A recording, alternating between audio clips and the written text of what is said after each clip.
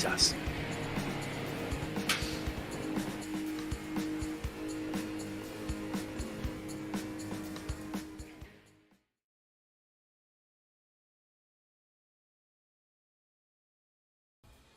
Hello one and all, and welcome back to Final Drive Simulation.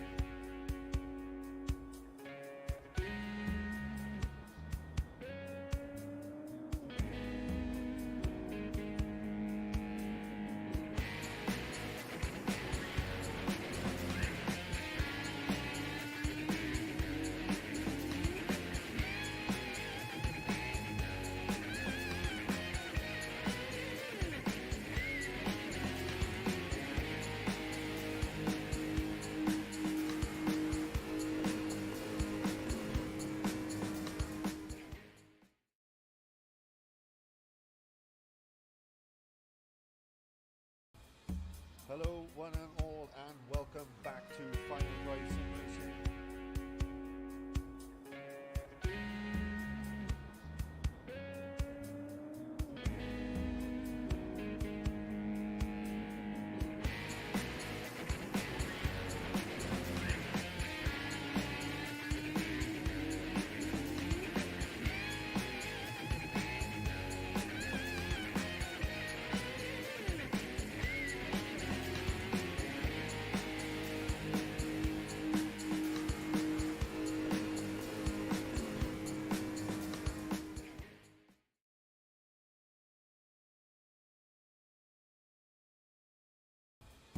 Hello one and all, and welcome back to Final Drive Simulation.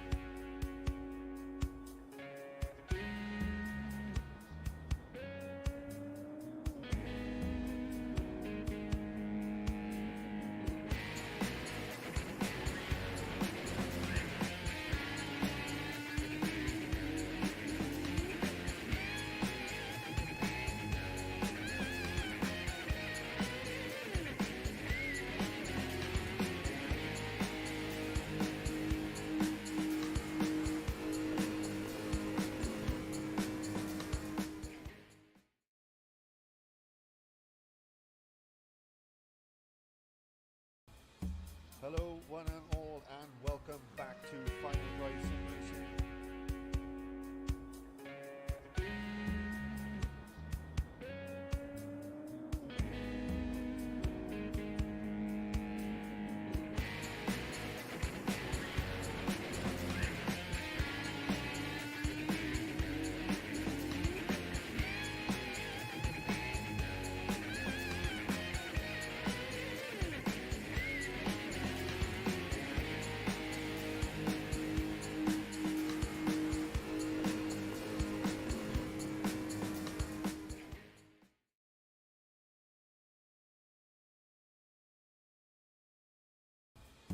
Hello one and all, and welcome back to Final Drive Simulation.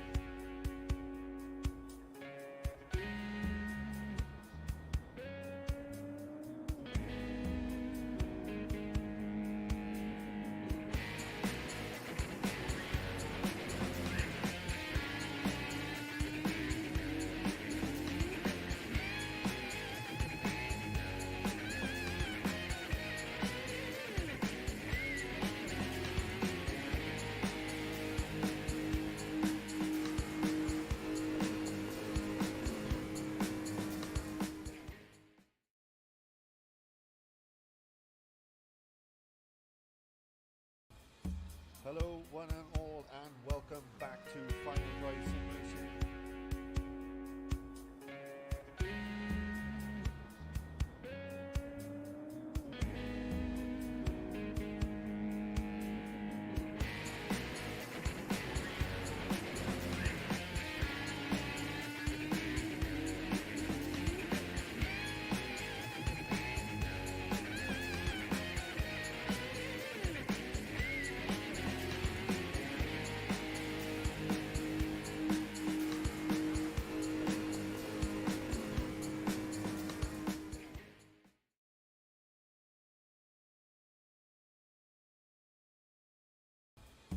Hello one and all, and welcome back to Final Drive Simulation.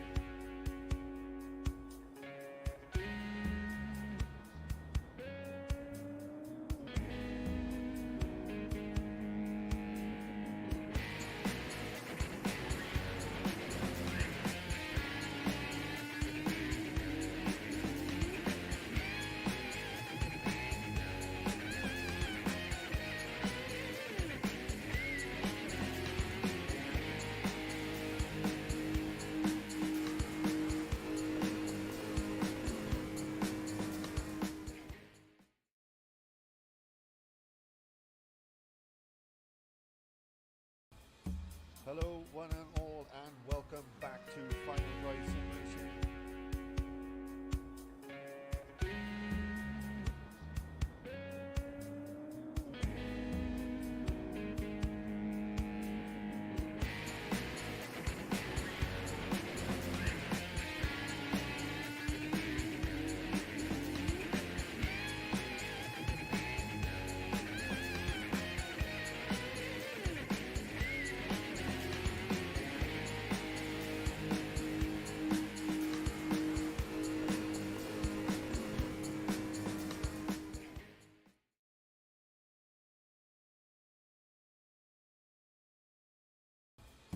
Hello one and all, and welcome back to Finding Right Simulation.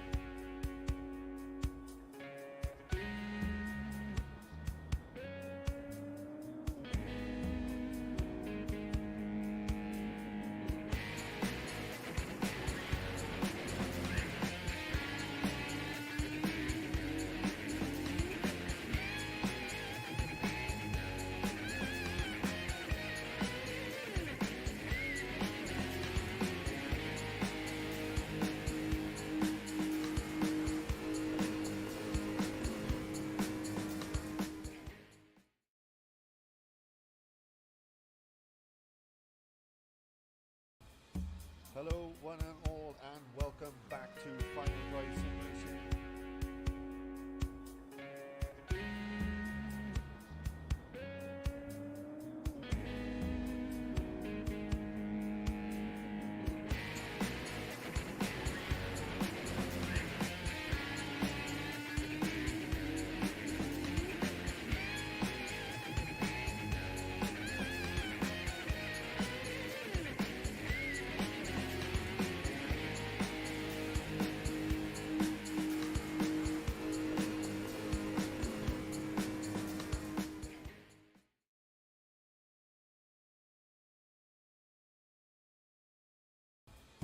Hello one and all, and welcome back to Finding Right Simulation.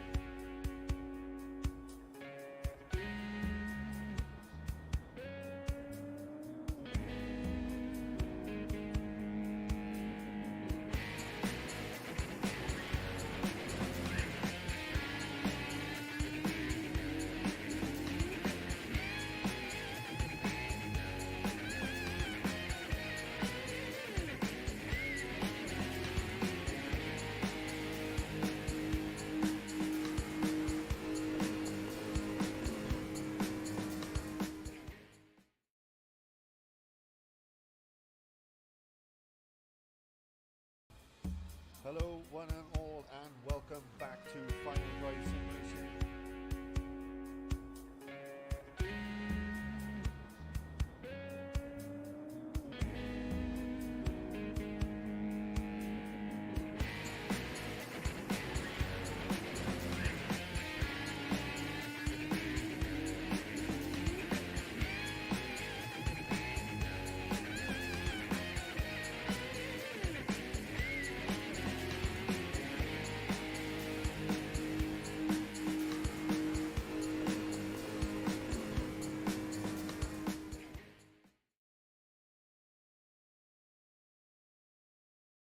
The reality in virtual reality, those split-second decisions, the sheer raw ability. Don't let the simulation detract from the racing. This is racing. This is FDSR.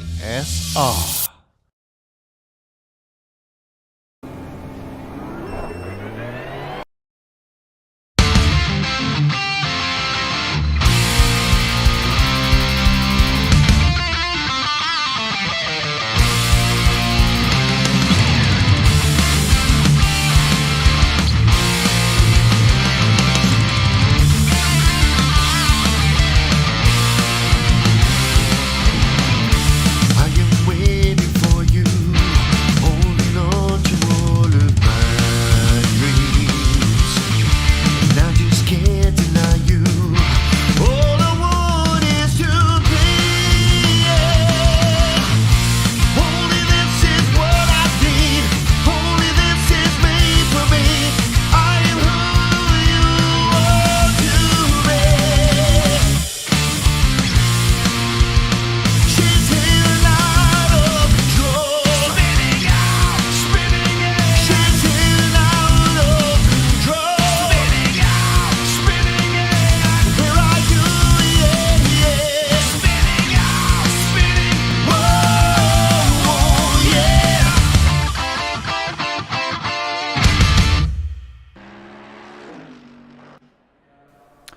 Hello everybody and welcome to Final Drive Sim Racing, and of course that means it's Thursday night.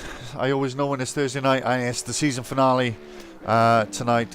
This is it. This is the last one of the season, and we are met with an endurance race, and the endurance race is here at the beautiful Italian setting of Misano, the World Circuit, and it is round 9 and the final round endurance, as we said, so we'll have a 15-minute qualifying session and an 80-minute race with variable conditions, as always. I believe we are going dusk into evening into night sort of situation today, and your commentary team is myself, as usual, Mike Bullen.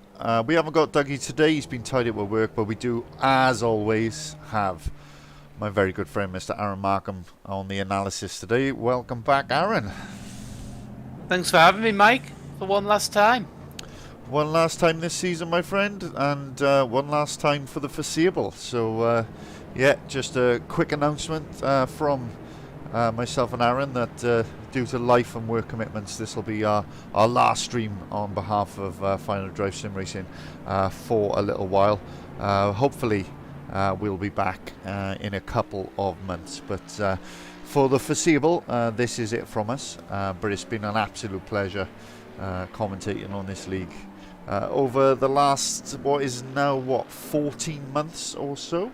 But yes, sometimes life just gets in the way. But here we are for the final round and our final stream for the foreseeable future. I mean, hopefully we'll be back, but at the moment, we just don't know what the future looks like. But what we do know is we've got one more round to go, and there is your calendar, just confirming that. So let's get into the juicy stuff then, Aaron. Two Sprint Tuesday is done. We had our final round on Tuesday. There's our final table, and yeah, I'm quite proud of a nice little 5th place there. I'm quite happy with that, but to be fair, I was the only driver on the list who actually turned up every week.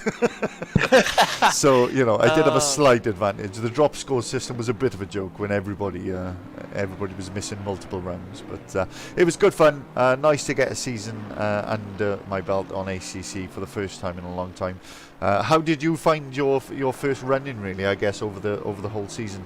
Did you find yourself getting more confident and quicker as time went on, or did you not get the time really to put into it? How was it?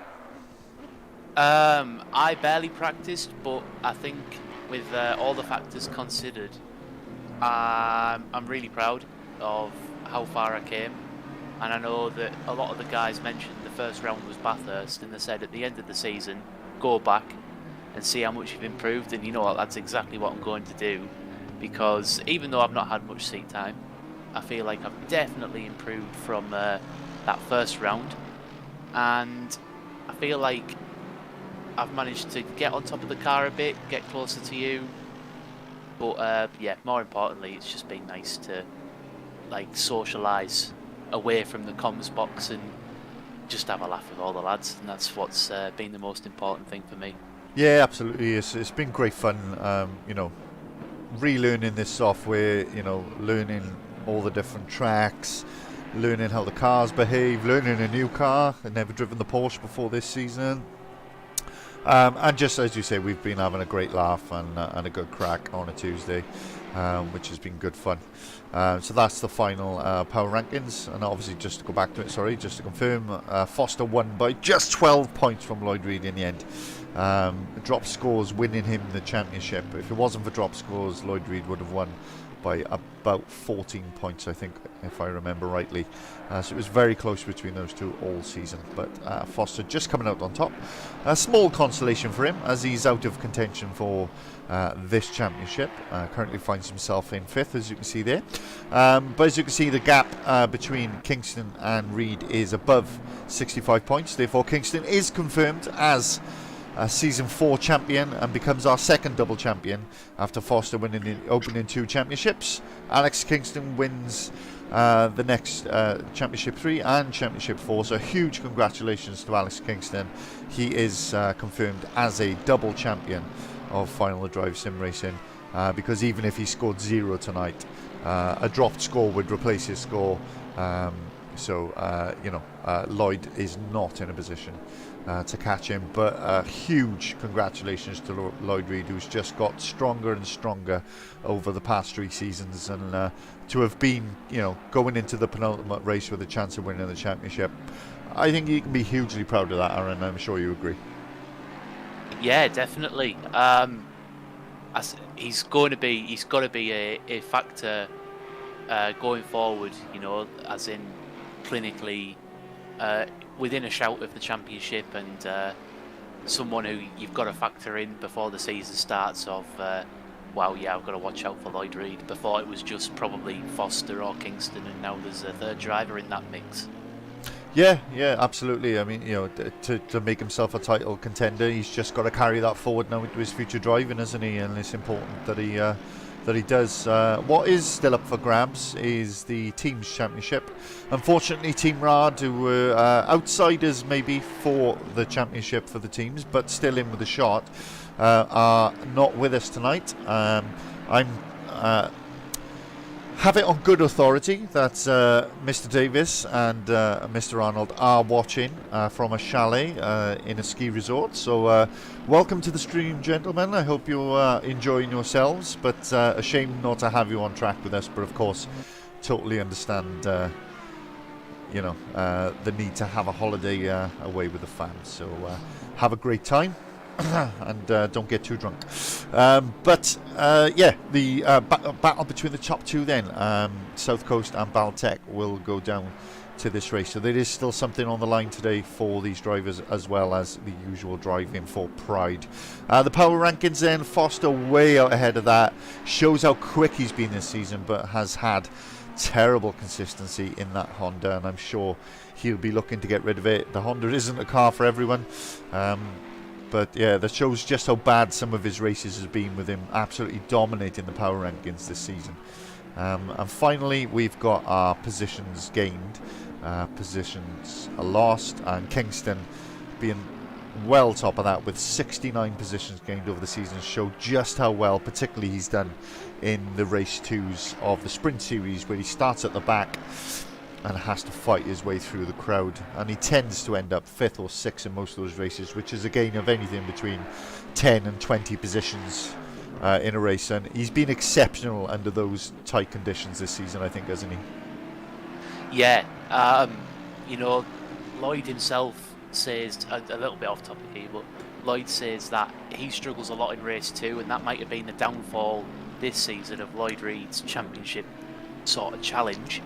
But it's certainly a huge strength of Kingston, and arguably probably the main reason why he's ahead of Lloyd, purely on the fact that he's been able to deliver in effectively 25% more of the races that Lloyd hasn't. So another interesting thing that I took away from that is Foster and Ant Brown are nailing it with the poles, but look who's at the very top of that positions gained. We say, is qualifying important? Isn't it important? And I think that stat might answer our question once and for all. Yeah, absolutely. So just just reflecting on the championship table here. Just having a look through. There's a couple of people we haven't had a good look at. Ash Humphries hasn't been able to make most of the races this season. Alex Scott looked like a championship contender, but unfortunately had to drop out early on. Wellborn looked quick. Josh Evans has missed the last 3 or 4 races. Wes Bierkhaus has missed races. So it just, we haven't had that stable challenge from a lot of drivers that could have been quick this season, which is a shame. We're not preaching, as me and Aaron said, we need to step away for personal, personal reasons at the end of the season. So it's not a judgment, but it's been a shame that we haven't had. It looked. What I'm trying to say is that after 3 races, it looked like we were going to have a good, 4-5-way battle for the championship, which unfortunately we were robbed of, due to life. But is there anyone on that table, Aaron, you're surprised at for either, positive or negative outcomes, I guess is what I'm trying to say. I think I'm surprised at how negatively the season's gone for Foster, considering we know how fast he is in qualifying, and over that one lap stint of hooking it all together, he's been by far the most dominant guy in the field. And I think in a different car, in a different season, this probably could have been his third. But on a positive surprise, as you bring it back up for me, thank you, is Ant Brown, new to the league in that Aston Martin P7 there. How good's he been since he's joined? He's had 3 poles. He dominated at the Silverstone Endurance. He's looked unbelievable in that Aston Martin. He had a ropey Imola in that first race last week.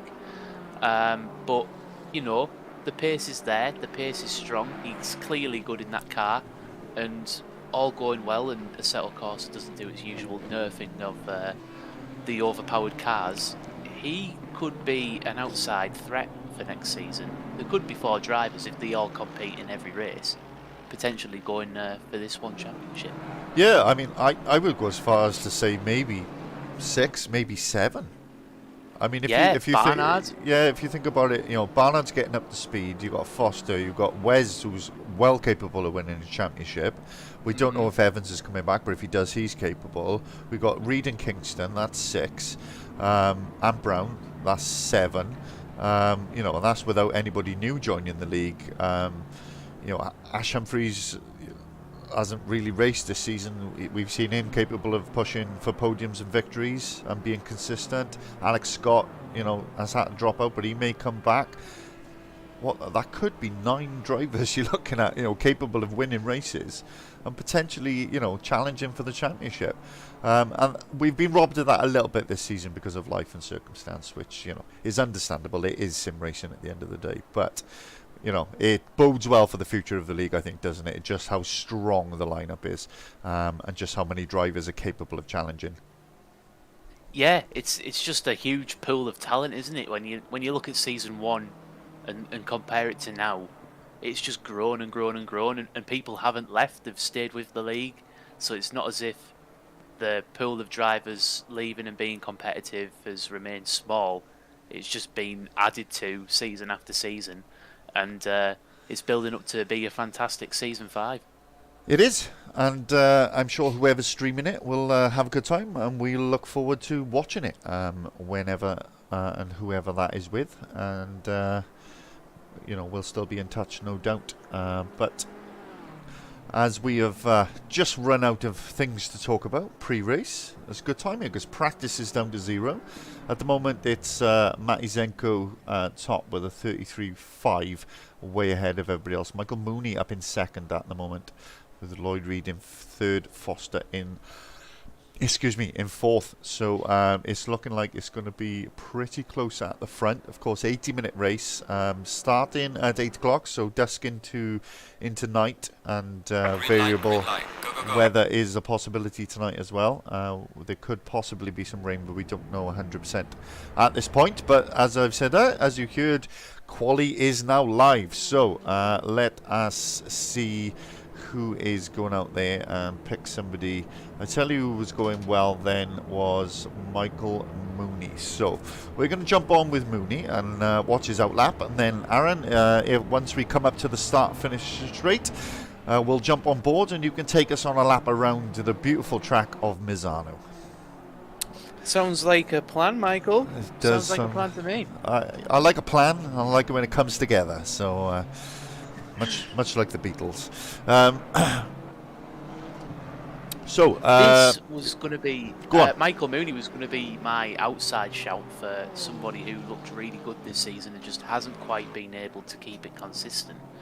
And he was going to be up there as another driver in that pool of talent who could potentially challenge next year. But I think that challenge will only be mountable in something that isn't a Honda.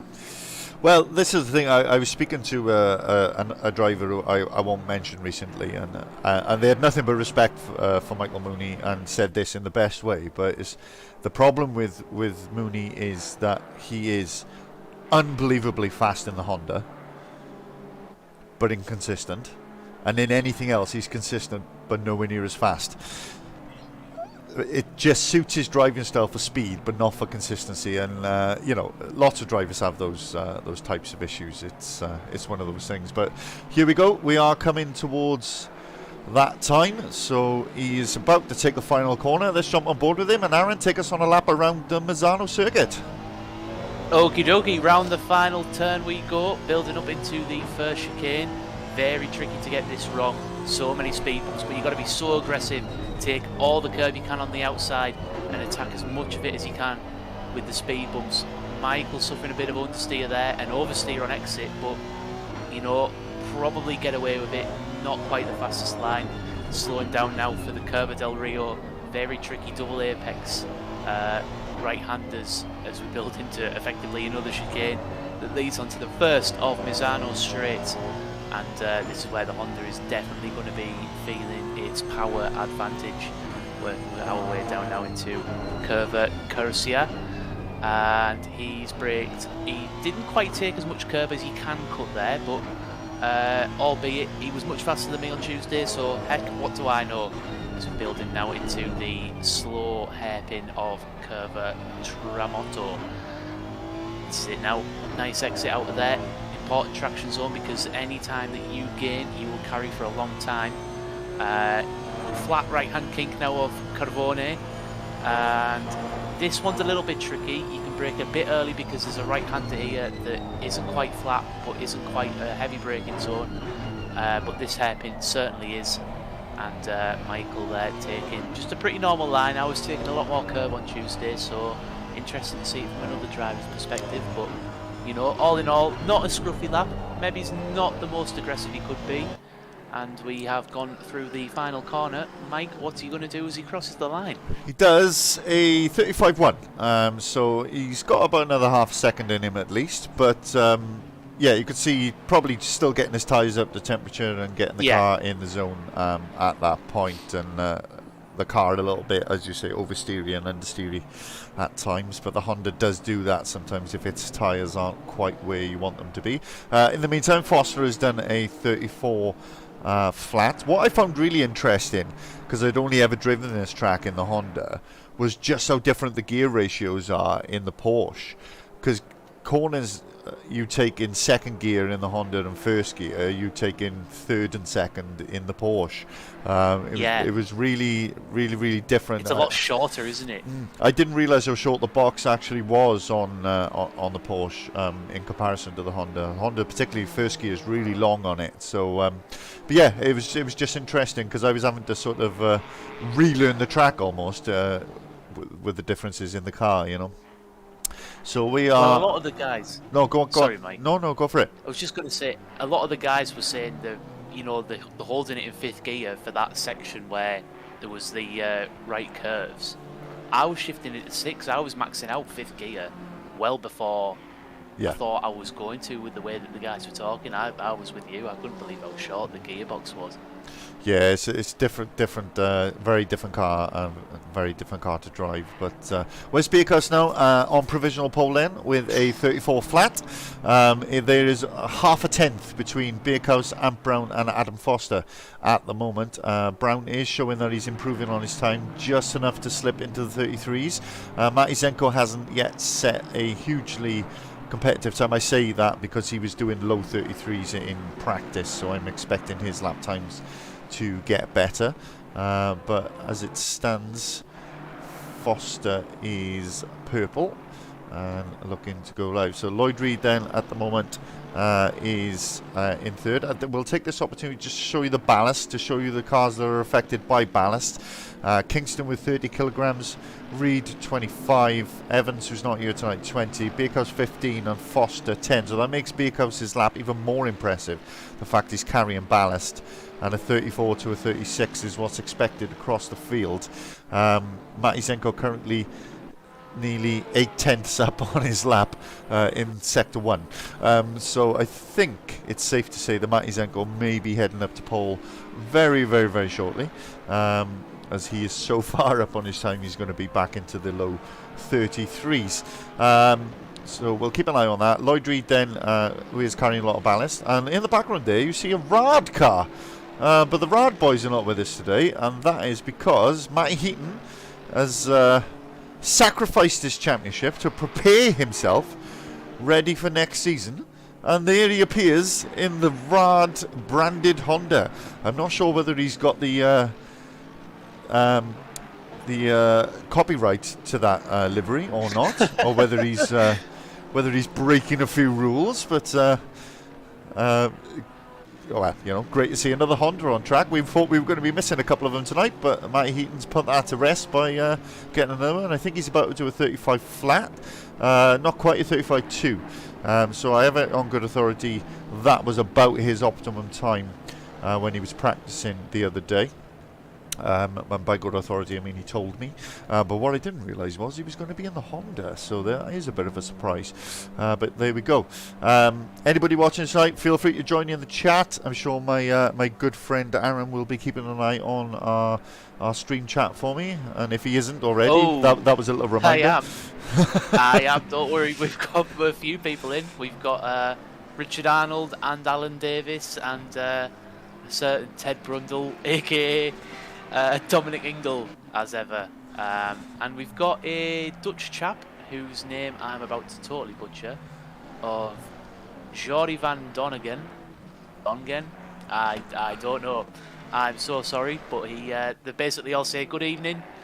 Yeah, Alan's saying track limits may win or lose this race tonight, which takes me very nicely onto what I was going to bring up anyway, of how many drive-throughs were there on Tuesday night. Yeah, I think there were 3 just in the short 20-minute sprints. So I mean, an 80-minute race around here, it's very easy. There are 3 places, I think, if I remember rightly, that are very easy to trip track limits, which is turn. I'm trying to think of it now. So you got 1, 2, 3, 4. Was it turn 4 or 5? That left-hander at the start, just after the sort of technical section. That's one, and then you've got that the fast left-hander that you were referring to earlier, where it's not quite a braking zone, but you just sort of lift and drop a cog. And then you've got the final corner as well. So those are the 3 places where you could see these drivers really abusing track limits today. And a drive-through could win or lose a race. And we could see a few surprises, because even the really quick guys were struggling with track limits on Tuesday. So and usually, the reason I say the really quick guys is because usually the quick guys are the ones with the talent and the ones able to take it to the limit without pushing it over it. But even they were struggling on Tuesday, so it'll be very interesting to see what happens. But yeah, of all those corners, the one I find the trickiest is the one towards the start of the lap, because it's just it's a really awkward sector 1, isn't it? Is the best I can describe it. I mean, I'm sure you've probably felt similar when you were driving it, but it's really awkward to drive, isn't it? It's sort of slow down, take a corner, speed up, slow down a little bit, take a corner, and there's no flow in sector 1, I found. No, and it's all at the sort of speed where it's not quite a traction zone, but you're taking everything flat out, but it's borderline between losing the rear or understeering because of the lack of speed. Sorry, through taking too much speed. It was just like very hard to do it consistently, I suppose, which is what you were saying anyway. It just felt like the car was trying to, like, I don't know, it just felt like the car was trying to kill itself every time I went through 2 and 3 in that first sector. So very tricky, and the Porsche is a car that's meant to be really good at low speed and has loads of downforce, and even still, it just did not feel connected to the tarmac at all. No, I just really struggled. But a lot of it's set up. I mean, you look now, we're on board with Matty Zenko in the Porsche now, and you just look how hooked up the car is. This is the view from his splitter. And he's just unbelievably hooked up. He's about to take provisional pole. There you go, 33.5 dead for Matty Zenko. And he's just so hooked up, it's unbelievable. And a lot of it is knowing how to set a car up, and we're using default setups and other people's setups, and I think the quickest drivers have the ability to dial a car into their style, don't they? And we just haven't got the time or the ability to do that, or at least I haven't. Not to speak for you, of course. I was going to say I did my first ever mechanical tinkering with a setup where I actually amended it to suit me and not just went off what someone said. I felt quite impressed actually that it even worked. I was struggling through this section that we're watching here on stream. Oh, sorry, I was watching on YouTube. It's in the past now. But I was struggling through Sector 1 and I raised the rear ride height of the car and it just totally changed the car's behaviour. It made it a lot more enjoyable. But like you say, that was one aspect of about 50 in setting up these cars. So a bit of a steep learning curve, I think, for us to get our mechanical brains in gear and learn how to set up a bloody car, which we can't do. Yeah. We're having to buy setups, people. Yeah, exactly. I mean, it's one of those things that people say, oh, just adjust. Adjust the toe and the camber, and I'm like, yeah, I would if I knew what those things did. I know what they are, but I don't understand what a positive or a negative, camber would do with my driving style. That's do I the go part. all the way to the left or all the way to the right? Exactly. Based on my driving style, that's right. I need a race engineer like Lando Norris has when he sim races. But just on board with Alex Kingston, you're currently in 8th position, struggling a bit. Ballast clearly having an effect on some of the drivers tonight. Those with ballast, Kingston, Bierkhaus, Foster's only got a little bit 10, so that explains the difference between him and Zenko. Lloyd Reed probably faring the best of those with the ballast, and he's got 25 on board and he's currently in 3rd. But I mean, it's going to be a tyre killer around here, and it's really hard to keep the tyres in a good window around here, and an 80-minute race is probably going to be touch and go. Yeah, it's pretty intense, really. When you think about it, it's mainly the high speed sections of the track that kill the car. I think it's basically that middle sector where you've got the constant right kings. It just hammers that left hand side of the car, and with it being a clockwise track as well, the left side of the car naturally takes a bit more of a hit anyway. So 80 minutes, as you say, of endurance. We spoke about this before with Nürburgring, with it being a wet race, of how people could theoretically try the no-stop, but can't really see that being a possibility tonight. No, I mean, we could get weather. Obviously, the track's going to get colder, which may help the tyres, but can also impact graining, of course, if they get their pressures wrong. So, with the track getting colder as the race goes on, it's very difficult to get your pressures into the correct window. So it'll be interesting to see. So just quick run through some of the other drivers then. Michael Mooney in 9th. If he can keep it clean, he could be a surprise tonight. If he can keep it on the circuit without track limits, he could be strong. Bart Tonks down in 10th. Ash Humphreys on his return. Great to see Ash back, and he's in 11th. On his first race back. Alex McGee in 12th. He's got stronger as the season's gone on, and he currently finds himself in 12th. Dave Wood's back, but he's in the McLaren, so we've no longer got the South Park liveried Lamborghini, unfortunately, but we do have a pink McLaren. There are worse things. Darren Tickner, he's a bit of a surprise, 14th at the moment, way outside the top 10. He's been very quick this season and getting quicker every race, and was very competitive on Tuesday, so not quite happening for him today.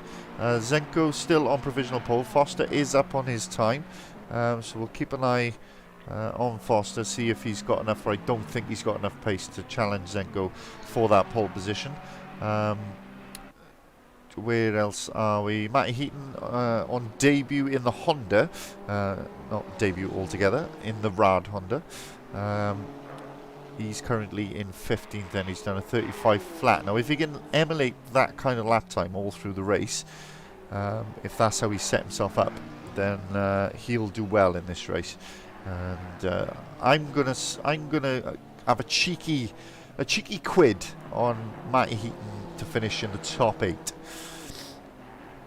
In that. That'd be a strong showing, that, like, in the first outing of the Honda. Yeah, I'm gonna chuck a cheeky quid on it and say if he keeps his nose clean, and doesn't get any drive-throughs, that he could make up 7 positions in this race. But we'll see.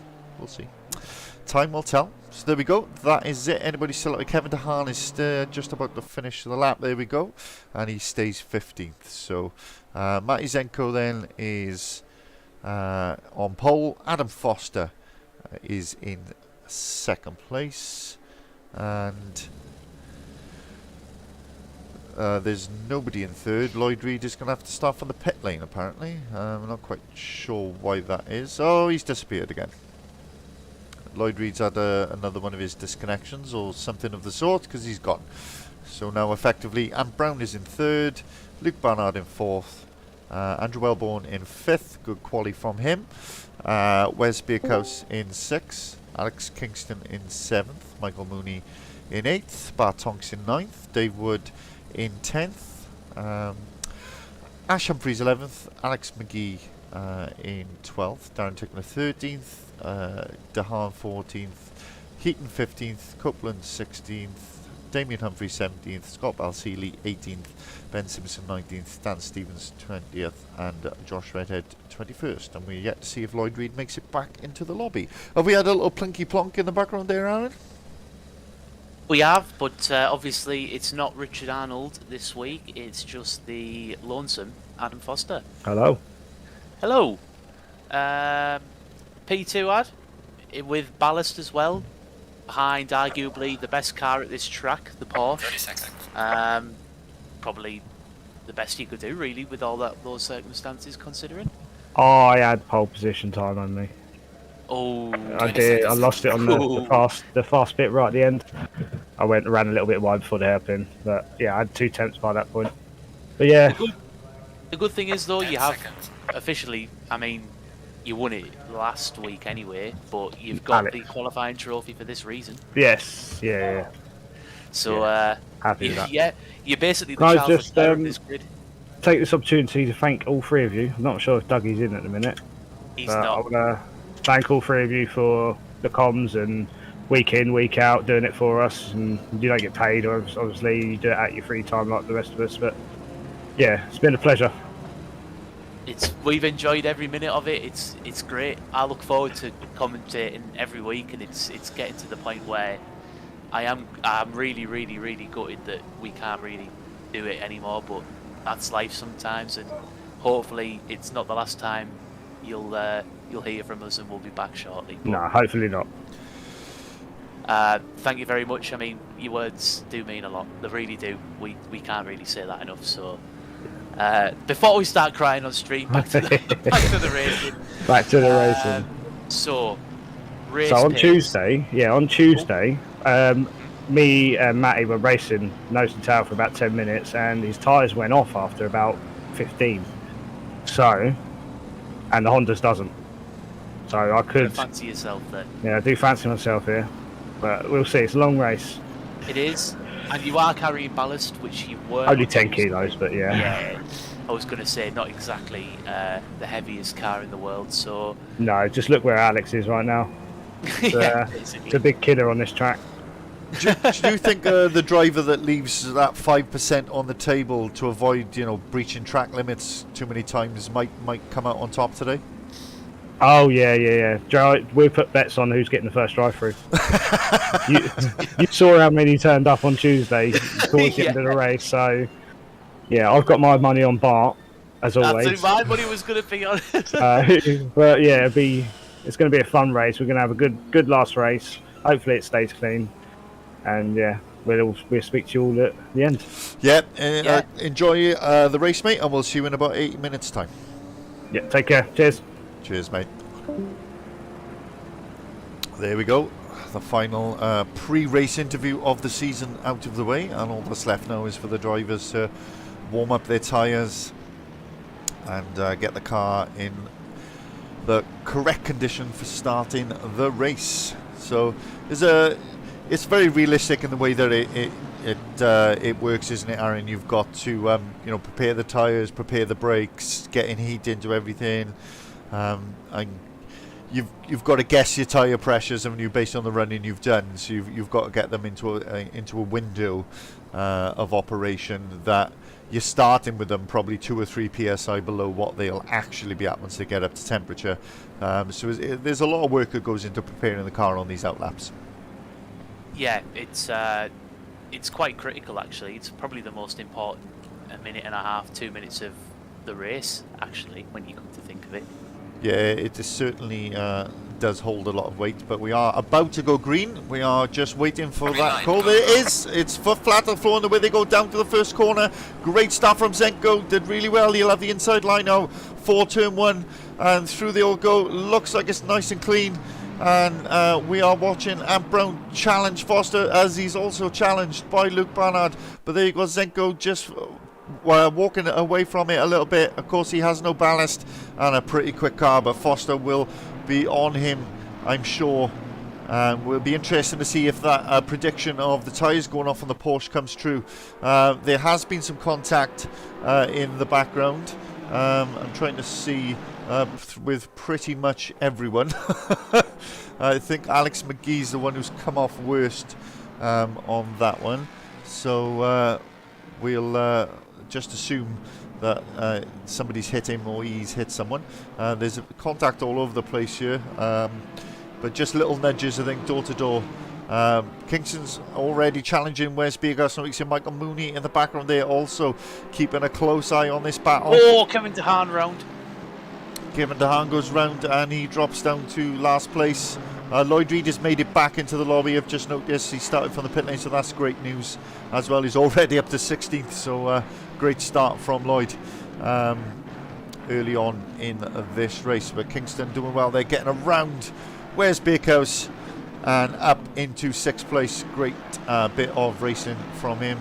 They're both carrying a bit of ballast, of course. You can see it's proper close between Wellborn and Barnard in front there. Only the first lap and already plenty of action out there.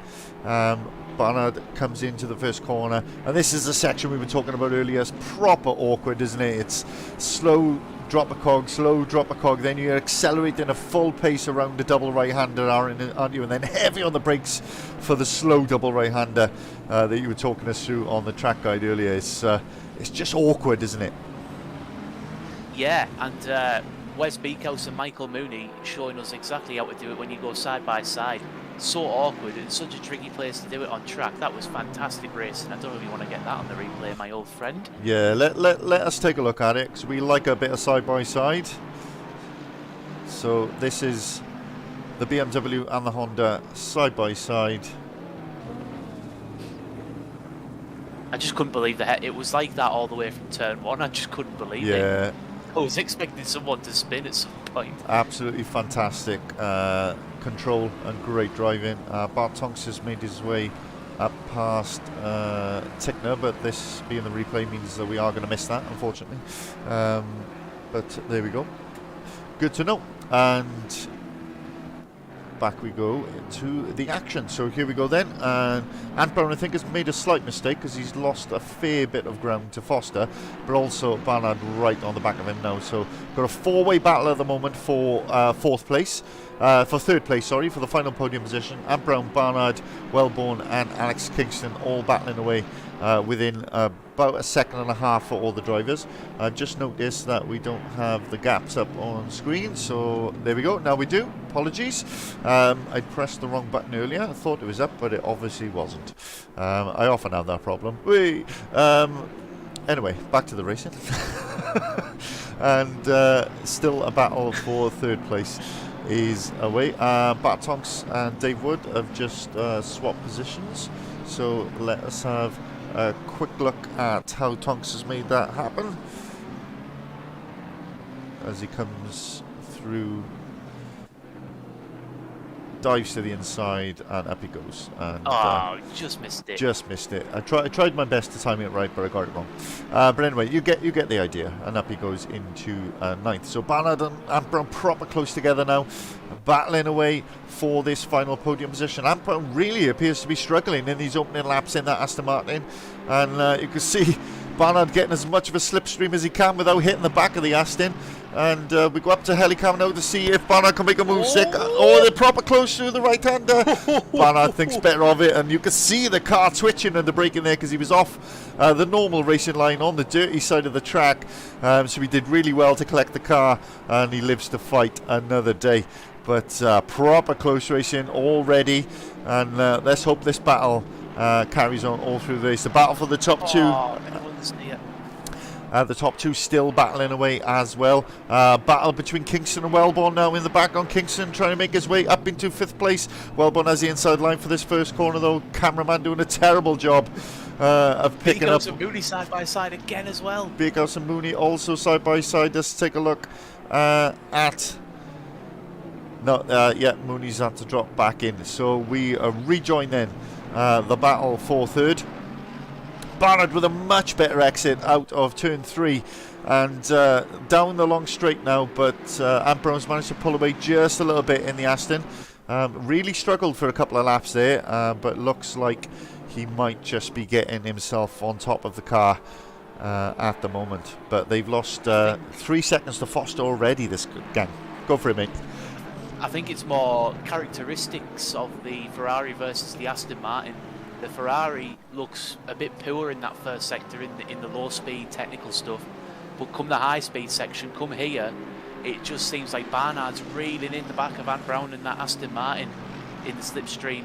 He just struggled a little bit out of the last corner and got slapped with a massive boat of understeer, but all he needs to do seemingly is keep it together in sector 1 and he's going to give himself half a chance, because look how much more curb he can take than Ant Brown. It's just far more aggressive in this last sector, and he just needs to keep himself in play, and he should get up into 3rd position. Yeah, it's unusual because the Ferrari normally hates curbs, but it seems to be able to ride them okay here, doesn't it? Oh, Lloyd Reed has had some contact. I'm not sure exactly what's happened. He's had an off. He's not having a good day. Let's take a look at the replay and see if we can see what happened to Reed. Oh, contact with Humphreys through the first hairpin, I think, isn't it? And then just couldn't get back on it. But yeah, contact with Humphreys. And oh, there's been contact with Alex Kingston. Alex Kingston's dropped down the order. So again, we will take a look at the replay. Let's go back a little bit longer this time and hopefully get a better view of it. So this is Kingston then, battling with Wellborn for 5th place. And we are about to see some contact. Well, it's not really a hairpin, is it? I keep calling it. Oh, it's just Wellborn was slower and Kingston just caught him and then gave the position back, but of course it cost him another 3 positions in doing that. Oh, that is such a shame, such a shame. But that is Kingston now with a lot of work to do, down in 9th position. Barnard has got past Ant Brown, we've missed it. Let's just take a quick look at the replay and see what has happened. So this is Barnard then doing exactly what my colleague said, following down the straight, gets alongside, this time with the inside line. Oh, and the replay stopped before I told it to. Apologies, but yeah, he made an overtake. Oh, and there's contact between Mooney and Wellborn this time. It's all happening for the wrong reasons here, isn't it? So this is... Oh no, there wasn't contact. Oh no, Wellborn got it wrong, hit the curb. Yeah, he hit the curb, bounced into the middle of the track, and then Mooney, in trying to avoid that, then hit the barrier. So there wasn't any actual contact between those 2 drivers. Oh, that was really unfortunate for both of them, really, wasn't it? But proper battle here now between the BMW and the Audi of Dehaan and Humphreys. Dehaan just coming out on top of that one. And through he goes into 17th. Bart Thompson. Sorry if I'm being quiet, Mike. No. I'm making notes for the interviews because there's so much going on. No, that's absolutely fine, mate. Bakehouse and Tonks now battling away for 5th and 6th with Kingston and Dave Wood right behind them. Dave Wood looking a lot more comfortable in that McLaren. Look at this from Bart Tonks. The Dutch Revolution. Where's this pace come from? through he goes, up into 5th. Fantastic overtake.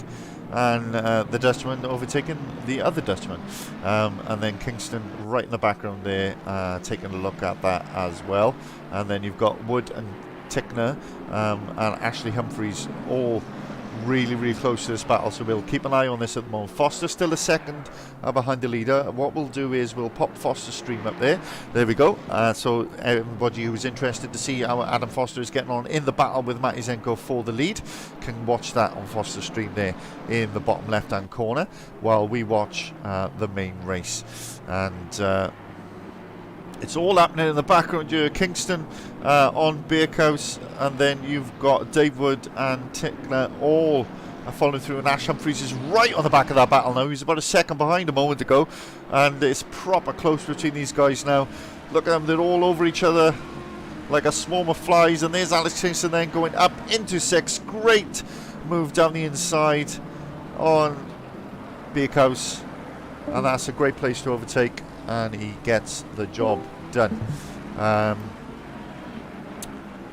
So through he goes on. There's battles all happening in the background there as well now, as Dave Wood is battling with Mike, Tickner. I apologise if this is mid-sentence, but I, for some reason, cannot hear you or any audio. Okay, bear with me guys, I just need to sort out the audio. I know it's working on the stream, but just bear with me. This does happen sometimes. I just need to reconnect to the chat. Hopefully Aaron can now hear me.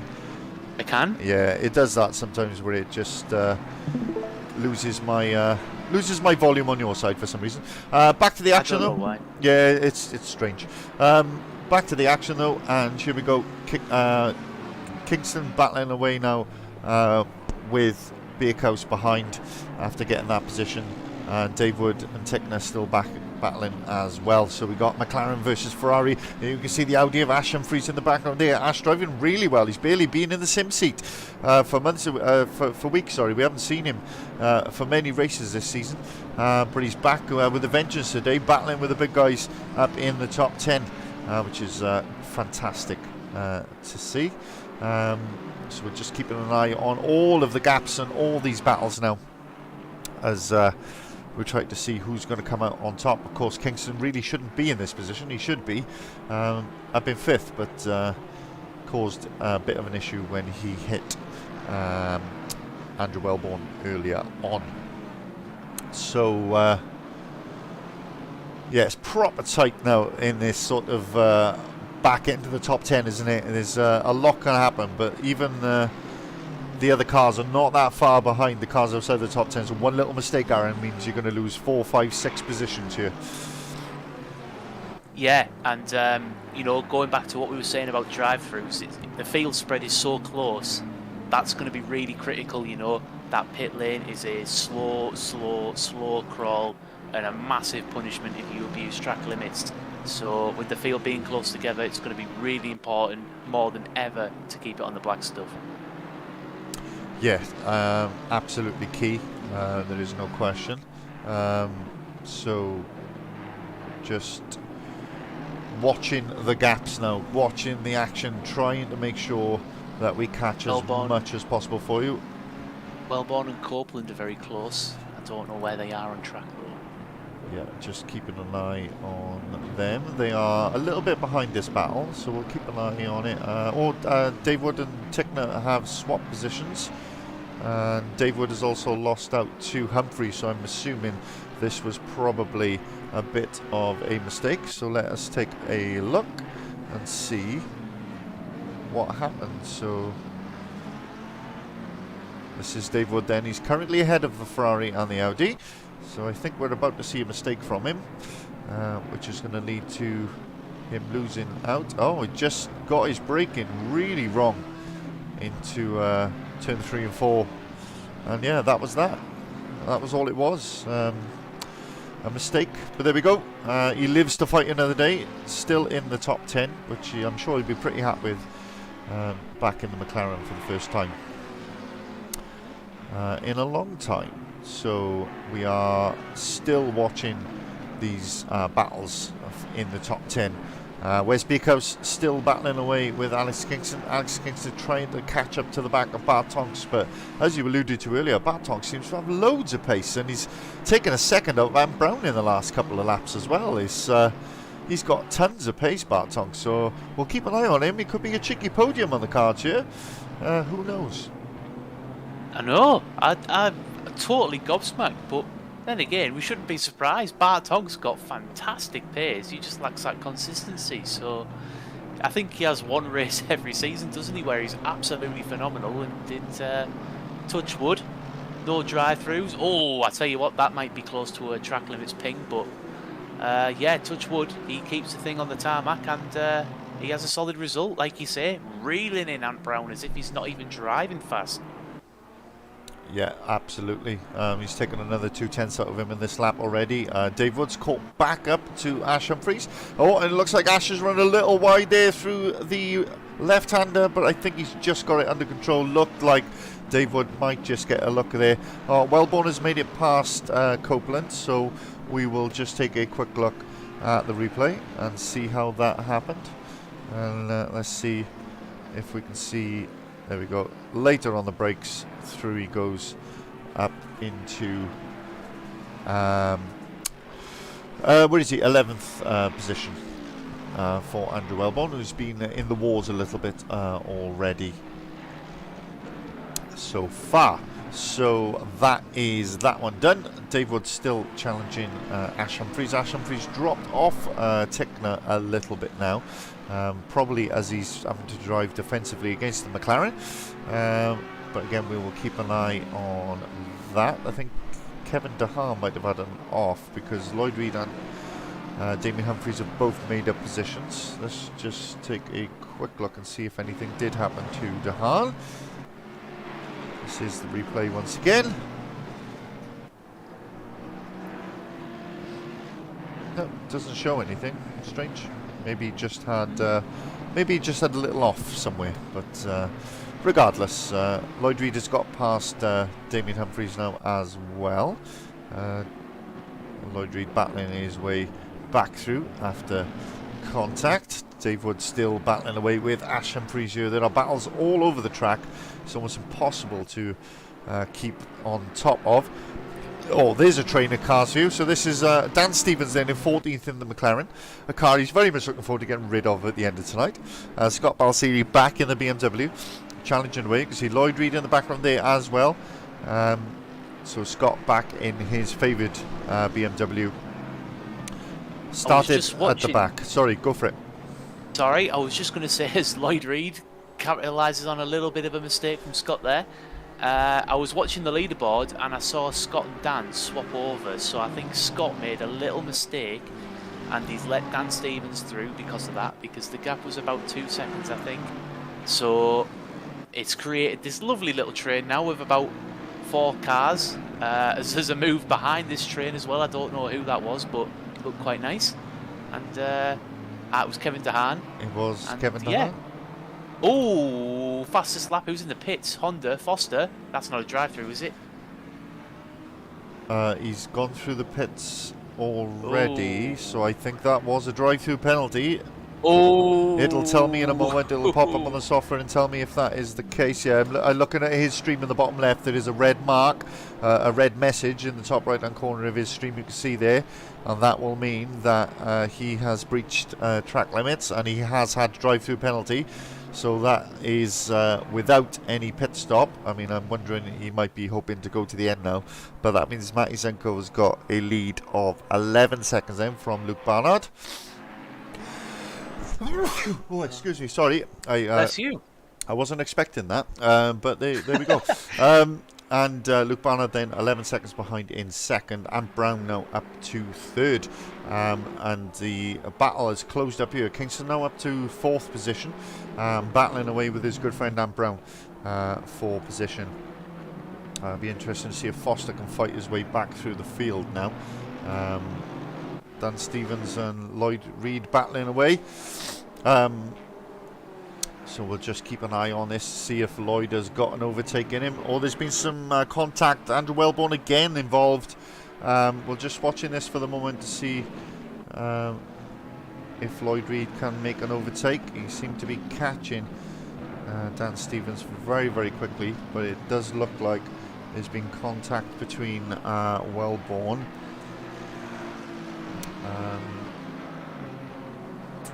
and someone else. But we will keep an eye on it. Yeah, no contact has come up in the log, so I'm not sure. Oh, Dave Woods finally got past Damo Humphreys by the looks of it. He They has. are showing us a position swap. He This will has. be juicy. This will be juicy. Oh, never mind. We'll soon see what happens after the replay.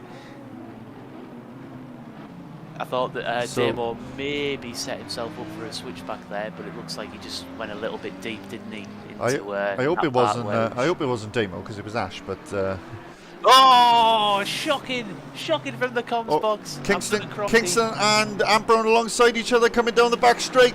And Kingston the head, no, but Ampron has the inside for the next corner. Ampron throws it in. Kingston hangs it around the outside. And again around the outside, hoping to have the inside for the penultimate corner. They're giving each other just enough racing room. Through goes Kingston on the inside. He'll have the inside not for the final. Ampron manages to ping it around the outside. And now Bartong's through he goes. Kingston's going to try and come back at him, but Bartong's so opportunist there. Absolutely outstanding driving from those three guys. Absolutely brilliant. It's still going on. And Bartong's tries to hang it around the outside there, but Kingston does really, really well and fights his way back up into fourth. What a sequence of events that was. Let's pop the replay, and I'm not going to put the overlay on because it's going to take too much time. But this was that sequence of events from the final corner. Here we will see them going through now in the first corner. Kingston and Tonks side by side, proper racing respect. Kingston did so well there, but the battle before that even better again. Absolutely brilliant stuff. Humphreys, I think, has had another off. That's Damien Humphreys. He's back down to 15th. Matty Heaton defending now from Adam Foster. You can see that on Adam's stream in the bottom left hand corner of our main stream as well. So Matty Heaton's gone from 15th up to 11th at the moment on his debut for Team Rad, representing the missing team today. So we will see. We've got two views of this now. You've got Adam's front view in the bottom left hand corner. Matty Heaton having to defend from him because Adam Foster's had a drive-through penalty. Unbelievable. A drive-through penalty in the first half an hour of this race, and we were saying the driver that leaves 5% on the table will be the one who has success, and he agreed with me and then went and got a drive-through penalty anyway. So it's life comes at you fast sometimes. it does so this is the view from the back of Matty Heaton's car as he has the fellow Honda chasing him down now. Foster and another will be very glad to get rid of the Honda. You can see he's different braking points. Actually 3 Hondas in a row there. Michael Mooney's been lapped because he's had to make an emergency pit stop, of course. But it's proper close between these guys. 3 Hondas in a row, that's great to see. Let's take a look at that in the helicam. Yeah, look at that. Hondas everywhere. I'm a happy chap. And Brown back past Alex Kingston. So we rejoin this battle. And Brown has got past. We'll just stick with it for the moment to see the action. And we'll see if Alex Kingston has got what it takes to get past. Once again, they're pretty much all within sorry, I can't even get my words out. There's so much going on. All close enough to make a move happen. Oh, that really looked like Tonks was going to make contact. He was so much later on the brakes, and I think that noise you can hear is my bum. Wow. So Ant Brown then just holds on to that position. We're just going to go back and see if we can Bart see. Tonks is gone. Bart Tonks is in the pits, drive through. Bart Tonks in the pits. We're just going. Oh, we've missed it. I was hoping to see on the replay exactly what happened. Foster has got past Matty Heaton, but we have missed it, unfortunately. I was hoping that I'd gone back to just the right time to watch that overtake of how Kingston got overtaken in the first place, but alas, it is not to be. So yeah, Bartonks it looks like he's just doing a drive through. Oh, Adam around the outside, what a move! Oh, I think he's just squirmed off the track. Sorry, I'm watching it in the bottom left corner, Mike. That was unreal. He nearly had the run on. Do you know what? I can't even see what Humphreys it is because it's so small on my screen. Ashley Humphreys it is, but but yes, he did. So what we will do is let's take a look at that as a replay and see what happened with Foster. So here he is. It really worked. Going around the outside, trying to make it stick on the Audi. Oh, did you see the car squirming under braking, and that just gave Ash a bit more traction to get back ahead of him. Credit to Matt Heaton and Michael Mooney there for not running into the back of Adam. That would have been very easy to do there. It would have, very much so. But very much, no holds bars out there today. Not that everybody's doing anything silly, but it's proper close. Passed. Yeah, Copeland has got up past Humphreys, just in front of the man we were just talking about, Foster. So you'll see that on the replay there, in the bottom left-hand corner. But it's not a replay; it's Foster's stream, but it's about 15 seconds behind mine. So you get to see a bit of the best of both worlds, and it's proper close now.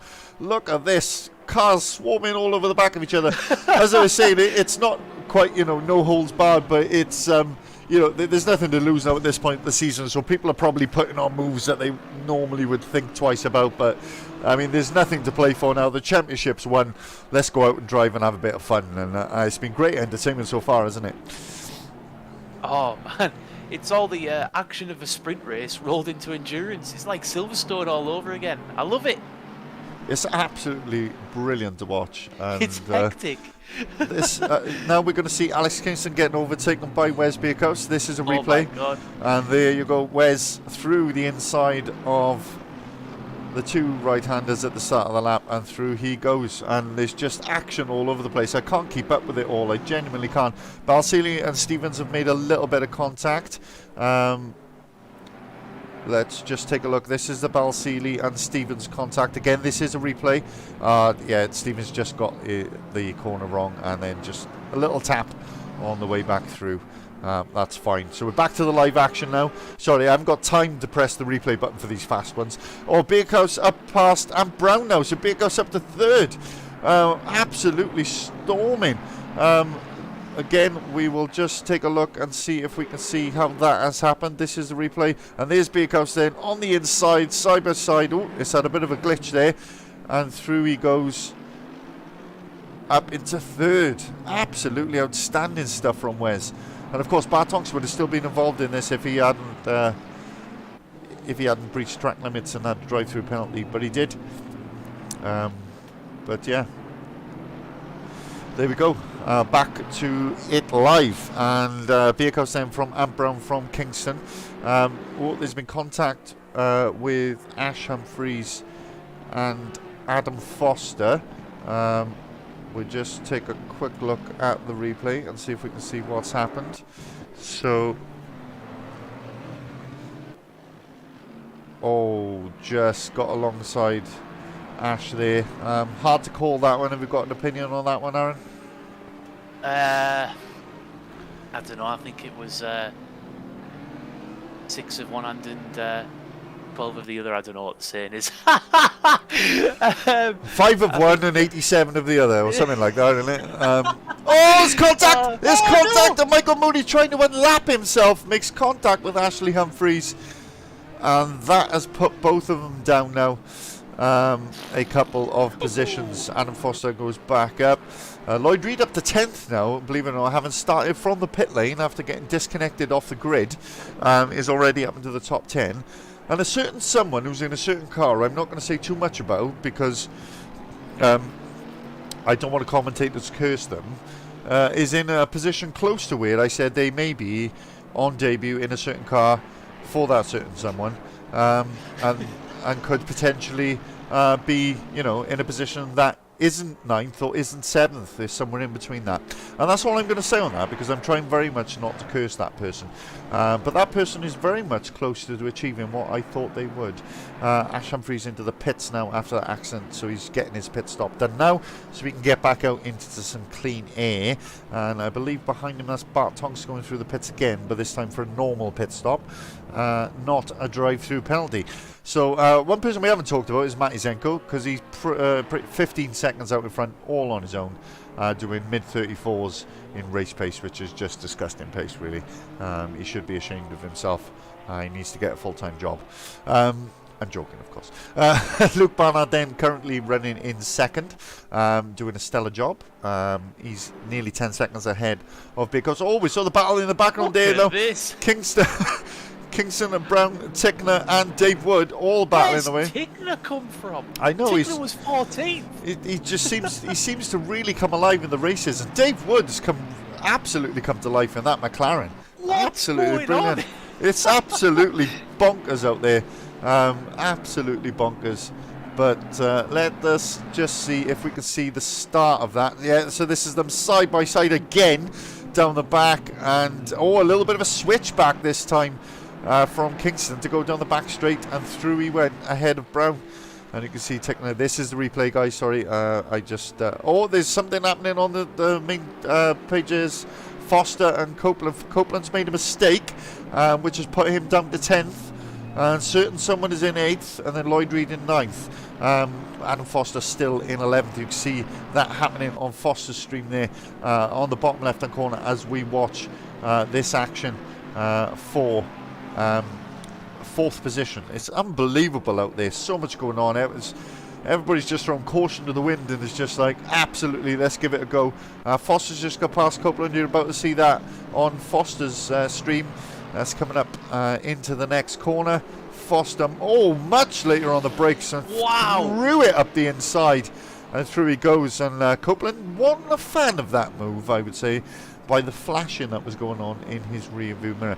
Very much looked like Copeland got out of the way to avoid contact. Tickner and Ant Brown proper close together now. Ant Brown struggling in this phase of the race. Maybe his tyres have gone off. He's the only one in the Aston, so it could be a car-specific thing. But Tickner proper threatening in the back now, with Dave Wood also there, and Alex Kingston's got a little bit of breathing space in front of these guys now, but. This is. And breathe. Yeah, this is absolutely bananas. Lloyd Reed threatening the back of Matty Heaton as well. Lloyd's had a bit of an adventure out there. He's had 2 bits of contact. Started from the pit lane because of a disconnection, but managed to get in before the start of the race. And he's now battling away for 8th position. He's got Foster behind him and Heaton in front of him. He's in a Honda sandwich. There are worse kinds of sandwiches to be in. But yeah, I mean, how would you describe that move from Foster? Late. Probably not thought about. Like one of those moves where you think, oh crap, I'm going to make contact, best avoid someone, and then it ends up turning into an overtaking move. I feel like it was one of them, because I've done plenty of them this season. Yeah, I guess it's a bit like when you've got an ex who's banging in bed. The temptation to go there is always there, isn't there? But perhaps you shouldn't. I think that's probably the best way you can describe it. The temptation sometimes gets the better of you, but you probably should have left it there. It's like a Happy Meal, isn't it? You know you really want it, but you probably shouldn't do it. And we see Heaton and Reed battling side by side. Tickner's got past and Brown as well, but we're just keeping an eye on this battle as they come down the back straight, and Heaton still ahead of Lloyd Reed, but for how much longer? Foster also there behind as well. Somebody's made a pit. Dave Woods into the pits, making his pit stop for the race, and Heaton keeps it nice and clean there, positioning his car exactly where it needs to be. And you can see this action from Foster's point of view in the bottom left hand corner as well, but I think it's just a matter of time now, isn't it, before Lloyd Reed gets past. So close there. He needs to be careful, Lloyd. He can be a little bit erratic at times. Proper close now with Foster, side by side. Foster going to make the move. This will give Heaton a bit of breathing space. as Foster makes a move up the inside of Lloyd Reed, proper door to door as they come around sector 1. And Lloyd Reed just comes out on top. Foster, though, is not going to let it go. He's going to take a dive up the inside. He's got nothing to lose now at this point. And, oh, my God, so close. Absolutely gripping racing we're getting tonight. This is absolutely brilliant to watch. Oh, Reed! Massive mistake there from Reed. And we're going to see Foster now with much better entry speed into this corner. And he's going to be later on the brakes. Has he got enough to hang it around the outside? Reed is not going to let him have it for free. That is for damn sure. He's going to breach track limits there, but he'll make a stick. Oh, no. Reed has managed to come back across the front of him. Absolutely exceptional. Watch this on Foster's stream in the bottom left-hand corner. Just how close they are now as they come across the front. Unbelievably close. And Reed still hangs on to the position. This is giving Matty Heaton that bit of breathing space that he needs to hang on to his current position. Practically suicidal driving from Foster. He's almost got a death wish. I think like he can't be touched. He's just absolutely trying to get rid of this Honda. And he's like, if I'm going to get rid of it, I might as well have fun while I'm at it. Absolutely phenomenal stuff. But Lloyd Reed still managing to keep Foster behind.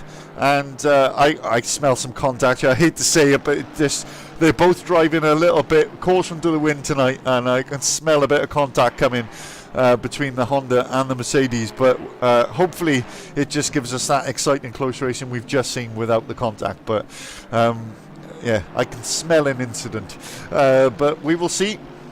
Foster, of course, way out of position due to that drive-through penalty, and currently finds himself in 9th, where he was battling for the lead at the time. But here he goes, once again trying to catch and overtake the Mercedes. Any other battles that we need to be aware of? Dave Wood, I think, must have retired to the pits, because he's been in the pits for 3 minutes. So yeah, he must have jumped back to the pits, which is a shame, which means he must have had a big accident somewhere. But he's still ahead of Mooney, who is 4 laps down on the leaders. Humphreys has had an off, and that's Damien Humphreys.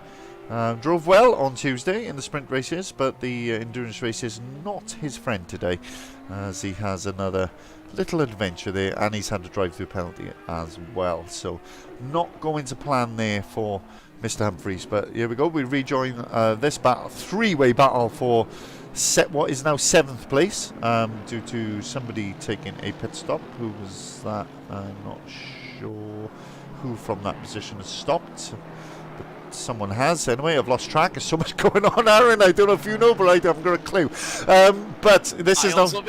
Yeah, this is the battle now for 7th place. Matt Heaton leading ahead of Lloyd Reed and ahead of Adam Foster. There is less than a second between these 3 cars. Oh, there was nearly contact. It's so close.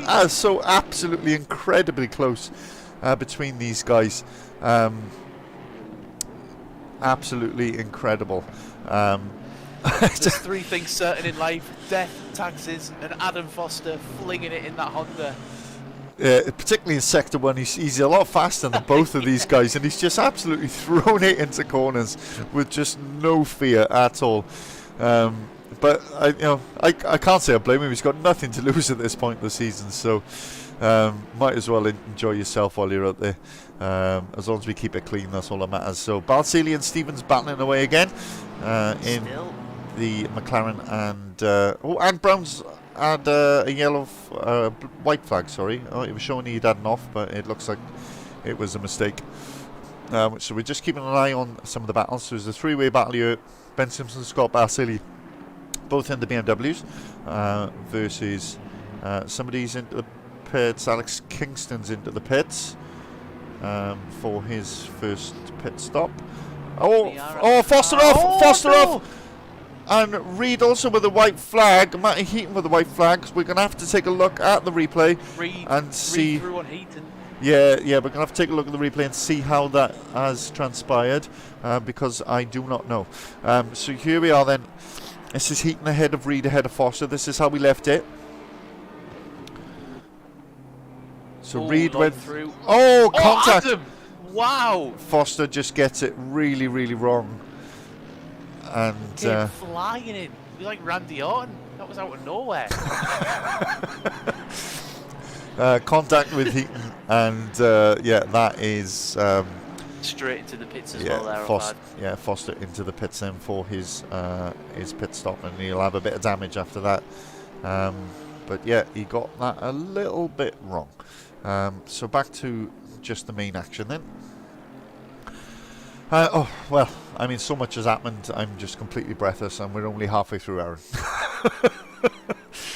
It's can't believe we're at the halfway mark. I know. It's just been absolutely bananas, hasn't it? But yeah. There's just so much going on. Let's take the opportunity to give everybody a bit of screen time. And sorry, I thought Tonks had a stinker, but he's showing in 19th, but I think he's been down towards the back for a while now, hasn't he? Yeah, Zenko is getting his pit stop out of the way, so we have a new leader at the moment, who is Luke Barnard. Matty Zenko in the pits, he's in second. And do you know what? I'm going to wait until everybody's done their pit stops now, because all the positions are messing around, and it's an absolute nightmare, because as everybody goes into the pits, of course, the positions get all messed up. So I'm not going to do what I was going to do and go through the order until everybody's done their pit stops, because otherwise it's just going to be a complete and total mess. Which is not what anybody wants to see. So here we go then. We are just over the halfway mark. I mean, it's just been bananas. I'm out of breath. I'm having a slight asthma attack here. It's absolutely bonkers. I have a blue ventil in here, Mike, if you want it. Yeah, I might have to go and get mine from the kitchen in a minute, I think, if this doesn't go away, because it's just crazy. Well, this has suddenly brewed a nice battle for the lead. Oh, it's not a battle for the lead, because Wellborn's well down the order, isn't he? I was about to get excited there. Yeah, I'll tell you what we will do is, let's take a look at that accident from Foster's point of view, because we didn't get to see it, did we? Oh yeah, it's just a bit weird, isn't it? Yeah, I'd say it's almost as if, coming in, it's as if he's flung it in. He's just understeered into the side of Matty, because they've got caught up battling, haven't they? Yeah, I think Heaton has taken it very slowly because he was under pressure from Reed, and that's just caught Foster out. So it just looked strange, and I wanted to see it. And luckily, we've got the ability I've got dual software up. One of them I can look specifically at any incident we want throughout the race. For example, if we wanted to look at the incident between car number 77 and car number 25, 11 minutes into the race, we can, because I can click the button and we can do this. But it's on the wrong car. It was going so well. It was. And that was that one, for example, where he hit Wellborn. Kingston hit Wellborn. But you've got to have the right car selected before you press the button, Michael. So you press one of the drivers, like that. And then you press the replay button to see what happened in the accident. And this was the one between Kingston and Wellborn, for example. So, there we go. Enough about that. So, pit stops are getting done. People who haven't stopped yet are Luke Barnard, Ant Brown, Josh Copeland in the top three. None of them have done their pit stop yet. Pretty much everybody behind has now done a stop. So just the top three who are yet to stop. Ben Simpson currently in the pits getting his stop done out of the way. Matt Heaton had quite a long stop. I'm guessing he had damage from that accident with Foster. So he is now down to 12th. I wonder if Zenko is getting a little bit stuck behind Copeland, and my next point was going to be, is that playing into the hands of Barnard a little bit? Absolutely, possibly it could be. He's got past now. Never mind. Ignore me. Yeah, he's got... Says he's struggling and he proceeds to overtake. Yeah, he's got a 50-second gap, so yeah, it would have needed to have gone on for quite a few more laps before it got to that point. But one mistake though, and Luke Barnard could be right back in it.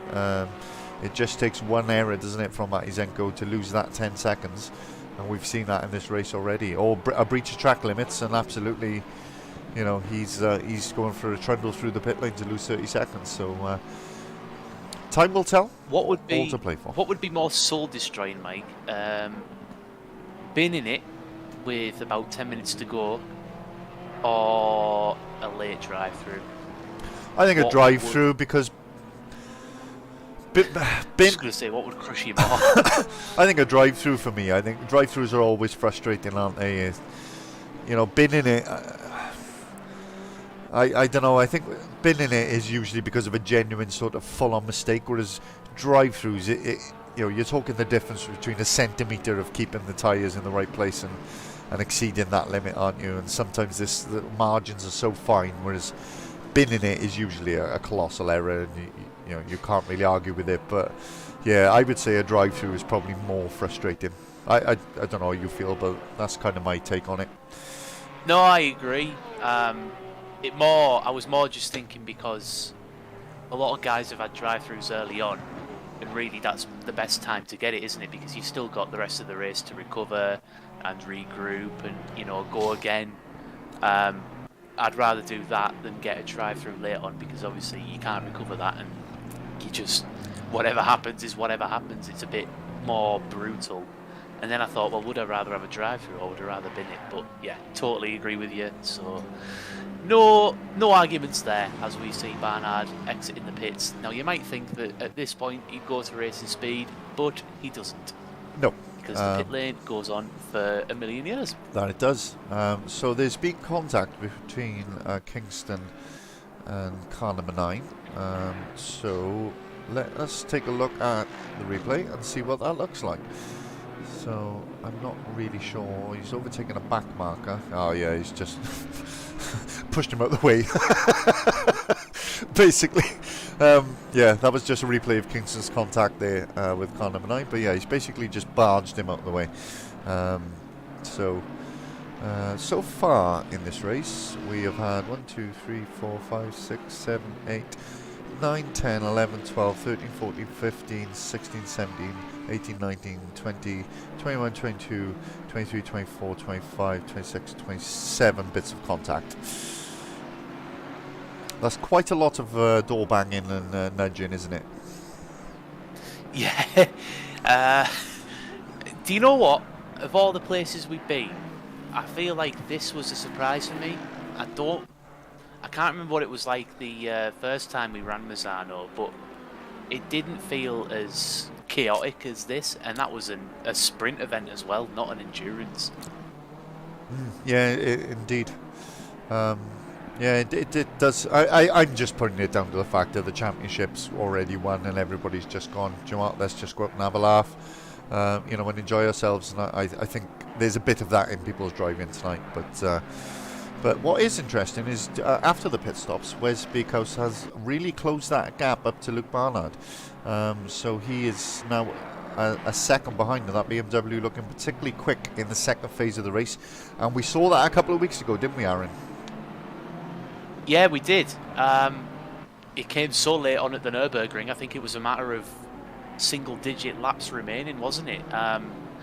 Wes always seems to do better in the second phase of these races. It seems to be a bit of a trait now. So I wonder if there's a bit of a strategical element, you know, in terms of how he drives, how he plays his strategy, what laps he's pitting on.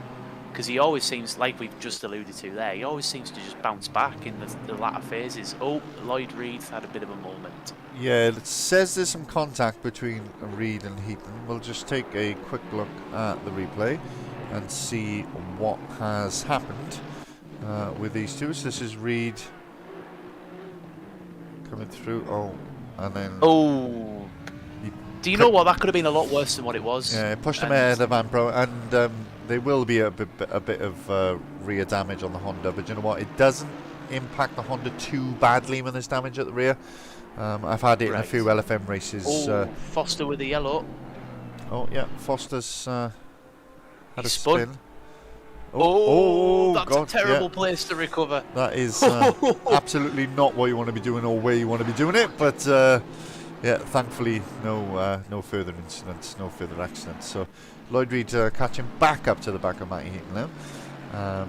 But yeah, I think you're right, that could have been a lot worse. Just a mild bit of damage on both cars, I would imagine, but nothing too serious. But the Merc will probably be worse off than the Honda, I would imagine. The Merc's already crippled with understeer anyway, so I'd hate to imagine how that feels to drive now. Yeah, I think you've got to have a certain ability with it, haven't you, to really turn the car using the throttle and the brake. Speaking with Lloyd, you know, like when we've had the interviews, it almost seems like now this is going to be a very far-fetched comparison, but it feels like, he's lost it! Lloyd! Tokyo Drift, he saved it! Wow! Absolutely brilliant. Oh. Yeah, we'll just take a quick look at that as a replay because Take a rain check on that. because it'll be fun. So let's pop Oh my god. onto the driver's view to see what it looked like for him. So here he is chasing Heaton and completely loses the rear end to the fast right-hander. Do you know what that is? He's dipped his tyres on the marbles, because I've done that as well. I did that last night in practice. Yeah, If you very, brake very in the bizarre. wrong zone, I think he'll have braked as he's turned in the wrong zone, and all three of those factors will have created that. Just a dab of the brakes is enough, isn't it? Yeah, But yeah. But Wes Biegos now is net third and battling for second. I say net third, battling for second, because the leader, Anne Brown, and third place, Josh Copeland, are both yet to pit. They may be playing the long game, but even if they are, I suspect these two guys will be fast enough to catch up with at least Josh Copeland. But Anne Brown maybe he was trying to go to the end, and maybe that's why he didn't have any pace at the start. Something we didn't really consider at the time, Aaron, was he saving tyres and fuel? Because he was particularly slow, wasn't he, getting swarmed by cars. Could he be trying to do the no-stopper? He might be. You know, I think Dom alluded to it in the Nürburgring stream last time, that the Aston Martin doesn't quite have a fantastic fuel tank. So I think he mentioned that Anne could have been in a different engine mode at one point in the race. And he was definitely in the wrong engine mode when we started at Imola, so could be tactical, could be strategic, saving fuel, saving tyres. Because I mean, he's got 18 seconds back to Zenko now, which is a lot of a gap for Zenko to catch up. Oh, Copeland's got a bit of contact. He's made a bit of contact while lapping Bart Tonks, by the look of it. We'll just take a quick look at the replay. This is the replay. Tonks trying to unlap himself has hit Copeland. And you know, we do allow drivers in this league to unlap themselves, but that's not the way we want to see it done. You've got to do it clean and fair. 100%. I've just spilled tea all down myself. Fantastic, well done. Yeah. I hope it didn't burn you. No, it's only lukewarm. It's been Just trying to gauge the battles on track. I think you've got Lloyd and Matty, which looks really close, and then you've got Adam creeping up onto the back of Ash Humphreys as well. Yeah, you have, plus the Birkhouse Barnard battle as well. So we've got three battles to keep an eye on. Those are the three that we will be watching in the final 28 minutes of the race, the final 28 minutes of the final Drive Sim Racing season, and the final 28 minutes of me and Aaron streaming for FDSR. So it's going to be total mosh, man, as we get towards the end of this race. Anything in the YouTube? And wide again from Reed, really struggling under braking at the moment through this final part of the circuit. Anything in the YouTube? Any comments? Any insights? Any little quips that we need to be aware of? Not really. No, we've just got Stefan Zenko here supporting. I'm guessing he's related to Matty Zenko, so showing his support, but showing his support for Ant Brown as well. He's just been commenting the entire stream, so nice little shout out there for Stefan Zenko. And yep, Richard Arnold still tuning in, still here by the looks of it as well, so very good evening to you gentlemen, and thanks for sticking with us. Yeah, to Richard Arnold, I hope you get a hangover in the morning drinking beer in your ski lodge, you horrible people. I'm joking, of course. No, I'm serious, deadly serious. Right, so that was Foster getting past Ash Humphreys and up into 9th. Now we're going to stick with the replay. We're going to go back a little bit further to watch Birkhouse getting past Copeland, or at least I hope. So this is Barnard and getting past Copeland. I said they'd catch up to Copeland, didn't I? It looks like he's also trying to do the no stop, or at least just a splash and dash at the end. So that was the three-way battle for that, and the replay's cut short. Thanks, replay. Cheers. Anyway, so that was Barnard and Bakehouse getting up past Copeland. So Barnard up to third now, and Bakehouse in fourth, still battling away with Barnard for that final podium position. Matty Zenko has taken 4 seconds since we mentioned it out of Ant Brown. So he's definitely got the pace to catch. He's taking 2 seconds a lap out of Ant Brown as he tries to catch him for the lead. So the question will be, is that going to be quick enough to take... Oh, there's been a couple of swaps here. Kingston and Copeland, and then Wellborn and Tickner as well. So let us take a look at the replay and see if we can see Kingston getting past Copeland. Definitely getting noticeably darker now as well, isn't it? It so is, those yeah. track temperatures will be coming down. So that is how Kingston got past Copeland. Pretty PDF, really, wasn't it? It certainly was. And then we'll see if we can pick up the Tickner move. Bear with us just a sec. I'll just oh, just press the wrong button. Are we going to get to see Tickner? No, we've missed it. Oh, No. Well, never mind. Lloyd Reed has got past Matty Heaton. I suspect we may be about to see it. This is a replay. Matty Heaton's driven really well on debut. I mean, I don't want to. I've really been trying my best not to jinx him, but on debut in that car, he's been driven really, really well, defended well, looked comfortable, and to keep Reed and Foster behind for so long, I think he's done a stellar job on debut in that car. Again, the Honda's not an easy car, not an easy pony to master, is it? So to do this well, like you say on debut, I think that's it takes a lot more effort than it's probably appearing on stream. And quicker than what he's been in the Lamborghini as well, which is, another key fact. Yeah. So, that's certainly some commentators' kudos, and maybe even a contender for driver of the race. But it's still a bit early to make those discussions. There's still 24 minutes to go. But we will see. Maybe Matty might be a contender for driver of the race. I tell you what we can do is have a look at positions gained and see where people are. So who's made up the most then? Not great gains this week, apart from Josh Copeland, who's made up 11, but that's by doing the non-pit stop strategy so far. I think Tickner's made up quite a few as well from P14. He's made up 7. Yeah, he's made up 7, but the only one in double figures, I guess, is Josh Copeland. But yes. Tickner in P7 is the next best, and then Scott Balseely's up 6 places as well. We haven't seen a lot of Scott this season. He's chopped and changed cars a couple of times, but there he is in his good old faithful BMW, and not a track he likes. I spoke to him earlier on. He said he absolutely despises this track, so no surprise to see him at the back end of the midfield, but he'll be coming back stronger, I'm sure, for next season. Back in the car that he knows and enjoys driving. So the Wellborn-Tickner battle isn't over. Tickner's got past, but he hasn't been able to lose Wellborn. And Wellborn now looking to the inside. He's got a bit of a speed advantage. Oh, contact! Oh, contact! Contact! And Wellborn has made contact. He's going to get a switchback from that, nearly. Yeah, Wellborn has made contact a couple of times already in this race. So it's been not a great one from him in terms of incidents.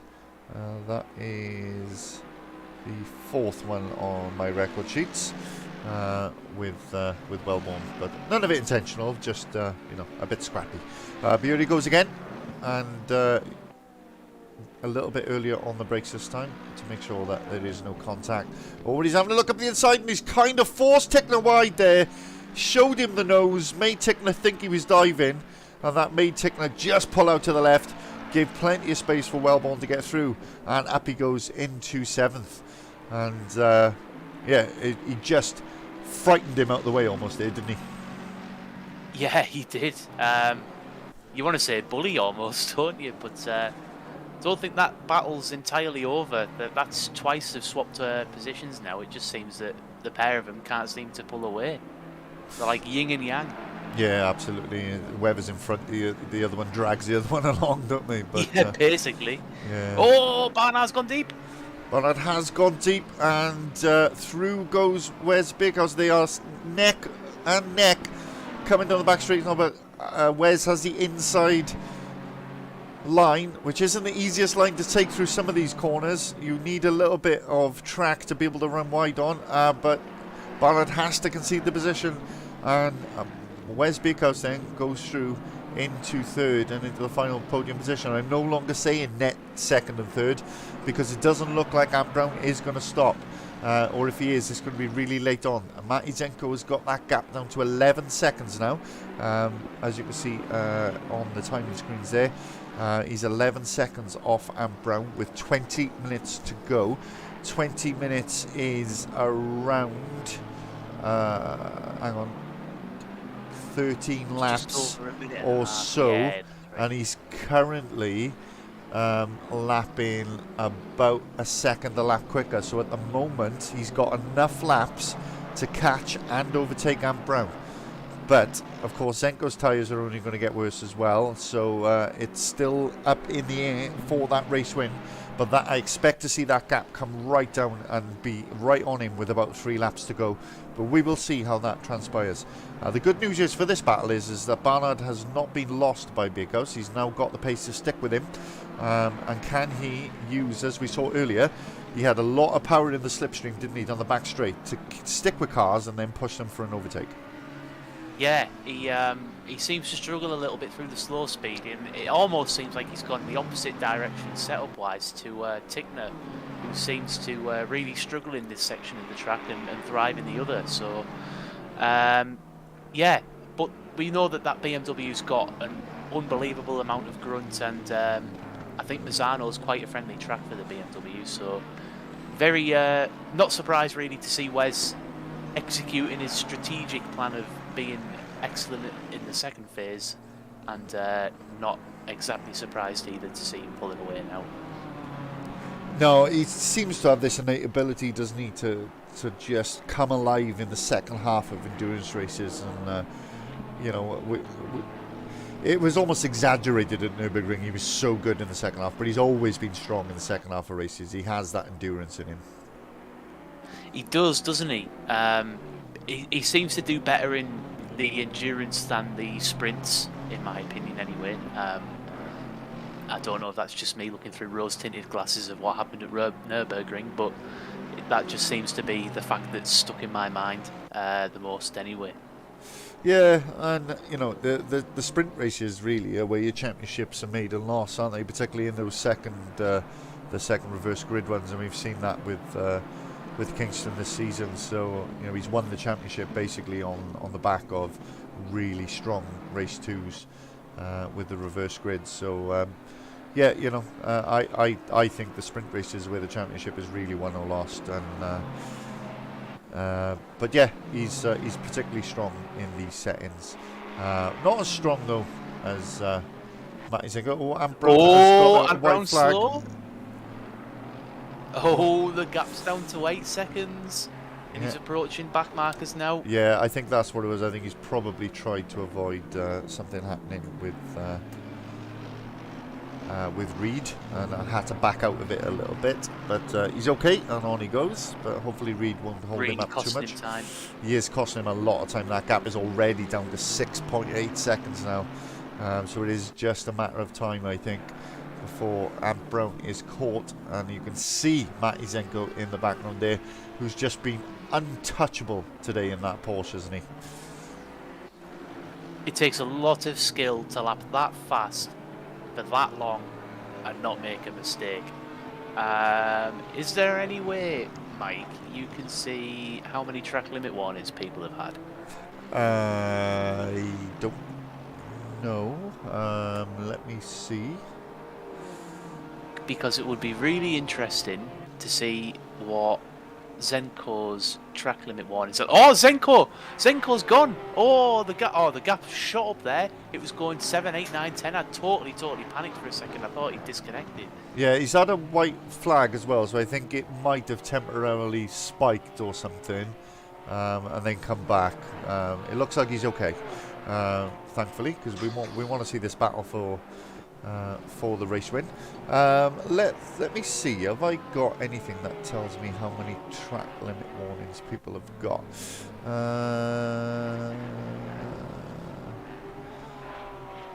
Hold the line, caller. Your call is important to us. Please be with us and continue to hold. No, I don't think I have. That's that.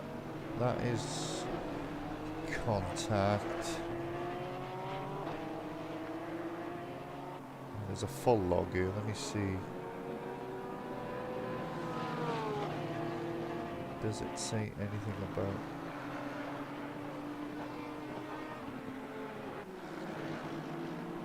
No, I don't think it does.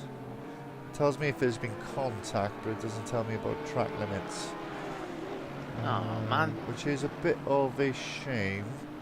So you can't see how many drivers currently have.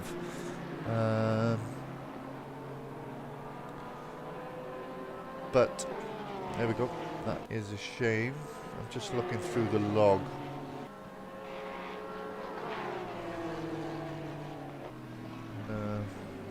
Doesn't look like it does, which is a shame. Sorry, I was just looking through the 2 bits of software that I have, folks, hoping that something cropped up, but there isn't anything there, which is a shame. But no, we will never know. It'll just be a case of him popping into the pits all of a sudden. I'm just thinking. Imagine the scenes if Zenko gets past Stant Brown down into the last 5 minutes, and it's drive-through for Zenko. Yeah, it's a possibility. I mean, we've seen such things. Yeah, Is that Bart Tongs with another drive-through? I can't tell. He's in the pits, or it's showing him in the pits. I don't know. He is showing us in the pits. Yeah, no, that he's stopped. So unless it's a stop and go penalty. Oh, he has had 2 drive-throughs though already. I didn't spot the second one, I'll be honest. we only spotted the first one. He has actually had 2 drive-throughs, but this is a normal pit stop. I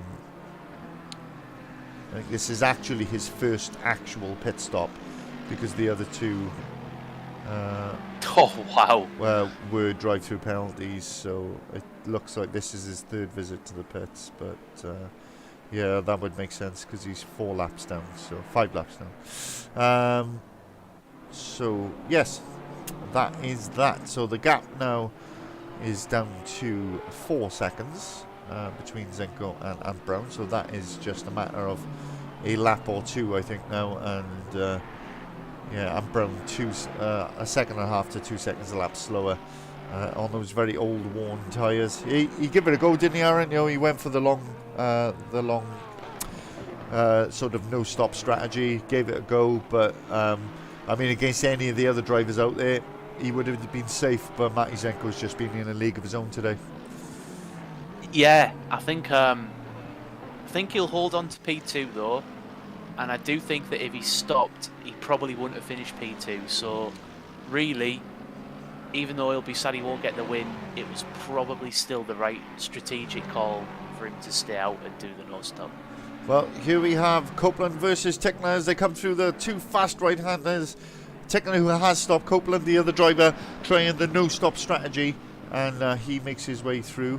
Lloyd Reed has taken Ash Humphries as well. Let's take a look at the replay and see that move. So it looks like a mistake from Humphries, and he was slow heading down towards the braking zone then. Reed around the outside like a trailer park girl, and through he goes up into 10th, which, considering the incidents, accidents, stopping for damage, And starting from the pit lane, I think top 10 for Lloyd's actually a reasonable drive. He smashed it, hasn't he? I mean, how many... If anyone was going to do it, though, it's going to be Lloyd Reed. He's been fantastic all season, and he's really showed his class tonight. Yeah, as he often does. Very, very, very quick driver who's becoming more accomplished every season he takes part, that is for sure. So that was about it in terms of battles, unfortunately. So our last 10 minutes then, not a lot going on in terms of battles. I think it'll just be mainly that one for the lead, won't it? And Yeah. whether Beekhouse somehow claws all of that time back into Anne Brown, which I don't think he will. No, he's not got enough. He's only a second a lap faster. So just not enough laps today. Unless Anne Brown's tyres totally implode, in which case then he would. Yeah, that is always a possibility. So Tell we you go who then. surprised me. Sorry, go on. Before you crack on, I'm a little bit surprised at Michael Mooney all the way down there in P19. I don't know why. I think Alan said he expected him to be on the podium or potentially even win. So I think he'll be a little bit gutted with that. Way out of place in the order. Yeah, he's had a drive-through penalty, and yeah, it's just not been his race in terms of pace. He's got the pace to be probably second or third based on what I'm seeing on the timing sheets. That sucks. But just a lack of consistency, unfortunately, has cost him. Should we go in? The battle for the lead. I mean, it looks almost inevitable that Anne Brown's going to lose this now. Matt Isenko has such a pace advantage. But it's one thing to catch, a very different thing to overtake, as Mr. Martin Brundle would often say. And great to see that we've got a battle coming down to the last couple of minutes of the last race of the season. And we've still got a battle for the lead. Yeah, you know, like you said earlier, there's not really anything to play for, so it could have gone one of two ways really, this race, couldn't it? It could have been very processional, and we could have just seen everybody just finishing for the sake of finishing, or we could have had what we've had tonight, which is toys out the pram, kitchen sink out the window, sending it, licking the stamp, posting that envelope, and yeah, it's been one of the more memorable endurance races, and you know, what a high for myself and Mike to leave on, really. I think this just summarises everything good and everything that we've come to love about FDSR. It's just a very watchable league, and yeah, the talent of drivers and what's on offer, you can clearly see. It's just it's such an exciting package. It's such a unique one at that as well. It's been fantastic, hasn't it? I'll let you take back over for the battle for the lead. No, I echo all of your sentiments there, but as we suspected, it's not going to be easy for Zenko. You can see the Aston Martin sliding around though. Those tyres are probably close to dead. Zenko needs to have enough of a delta though to make a move stick nice and cleanly.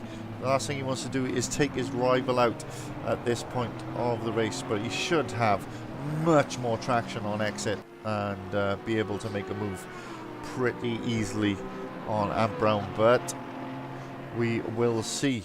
But yeah, I echo everything that you've said there about tonight. A couple of people have licked the stamp and missed the post box, but most people have got it right. Oh, Copeland's had an issue there, but we go back and we see Zenko. Oh, he's got the brake. Oh, he's all gone kinds very of wrong. deep. Very deep indeed. So I didn't mean to actually click on Copeland there. Sorry, I was just hovering my mouse over him, ready to go to him because it showed he'd had an off and Foster had overtaken him. But I accidentally selected him, so apologies for that, folks. It's hard being commentator, cameraman, race director, and everything all in one. It's not easy, I promise you that. But Anne Brown lives to fight another day, Aaron. Yeah, he needs 3 more laps of that, basically, doesn't he? That was Ooh, that's heart-in throat moment there for Ant Brown, but yep, lives to fight another day. It seems that Sector 1 is pretty much covered from Ant Brown, even though the Porsche has got a fantastic run there. Might be about to eat my words, but yep, I think that's Zenko playing a sensible game there and just took him back in. It seems that the Porsche was really strong there going into Sector 2 and into Sector 3 as well. Ant Brown just not really with the confidence coming out of those traction zones. No, absolutely. It does look like a matter of time, but then again, you know, he could have had it nailed there. He got his braking wrong. It's still a lot to play for. Copeland is showing that he's going slow. We'll just go briefly. I think he's just had a slight off there, struggling on very, very old tyres. I hope he's not on titles. Old titles. I hope he's not driving on titles. That would be bizarre. But yeah, again, we don't know if a drive-through penalty is going to crop up or something, do we? We just don't know. And keeping an eye on the log to see if any penalties do come up, but I don't know if it tells me if they do. Some I think stuff, this will be it. some stuff does come up, some doesn't. But yeah, this could be the one we are looking at. They are. He's going to have so much more speed. They're as close can be, but into the braking zone, and Brown positions his car exactly where it needs to be and defends again. And Zenko stays behind. 3 laps to go by my calculation, maybe 4, because if they cross the line with a couple of seconds to go, obviously they would have to do another lap. So it's going to be pretty tight, I think. Actually, I think it might actually be 3 laps left, which is probably not what Ant Brown wants to hear at this point. But Zenko alongside now. Is he going to have enough to go round the outside? Ant Brown's got it covered on the inside. Zenko falls back in the line. Just has a little look. And he did think about it. He did think really hard about it. This is the battle then for the lead right at the end. Josh Copeland has just lost another place now to Ash Humphreys, probably regretting not pitting. Hasn't really worked out for Copeland now, outside the top 10, absolutely on dead tyres. This is so close now. This is how it looks on the back of the Aston Martin, a very imposing figure of that Porsche, and he's got to run. This is it. This is going to be the one. This is going to be the one for Zenko. Surely gets the braking done. Ant Brown has got no defence to that now. Zenko with much fresher tyres. Up he goes. And there's traffic up the road there. Is that going to cause an issue? It potentially could have. There is still more cars to be lapped as well. So we could yet see more changes. Ash Humphreys next up, who could be lapped. So Ant Brown's sticking with him for the majority of this lap so far. He's found a new lease of life now he's been overtaken. Always easier to attack than defend, of course. So Zenko still has that bit of pressure. One little mistake, one little breach of track limits, and it's a completely different story. Or will one of the back markers get in the way, as my colleague alluded to? 2 laps to go then. But it looks like Matty Zenko is just going to stretch his legs now and pull away. I think so, Mike. I think that's all she wrote, sadly. But you got to say, fantastic battle, and 2 totally different ways of approaching this race, coming head to head with 2 minutes to go. And I think over an 80-minute period, we wouldn't have called that one at the start, would we? Not at all. And it just goes to show, the different tactics that can work, and having to save your tyres and your fuel compared to losing 60 seconds in the pit stop. It just goes to show there are lots of different ways you can approach your racing and come up with a very similar outcome. And fair play to them. Josh Copeland has lost another position, this time to Matty Heaton. We'll just take a quick look at the replay and see how Matty made that move.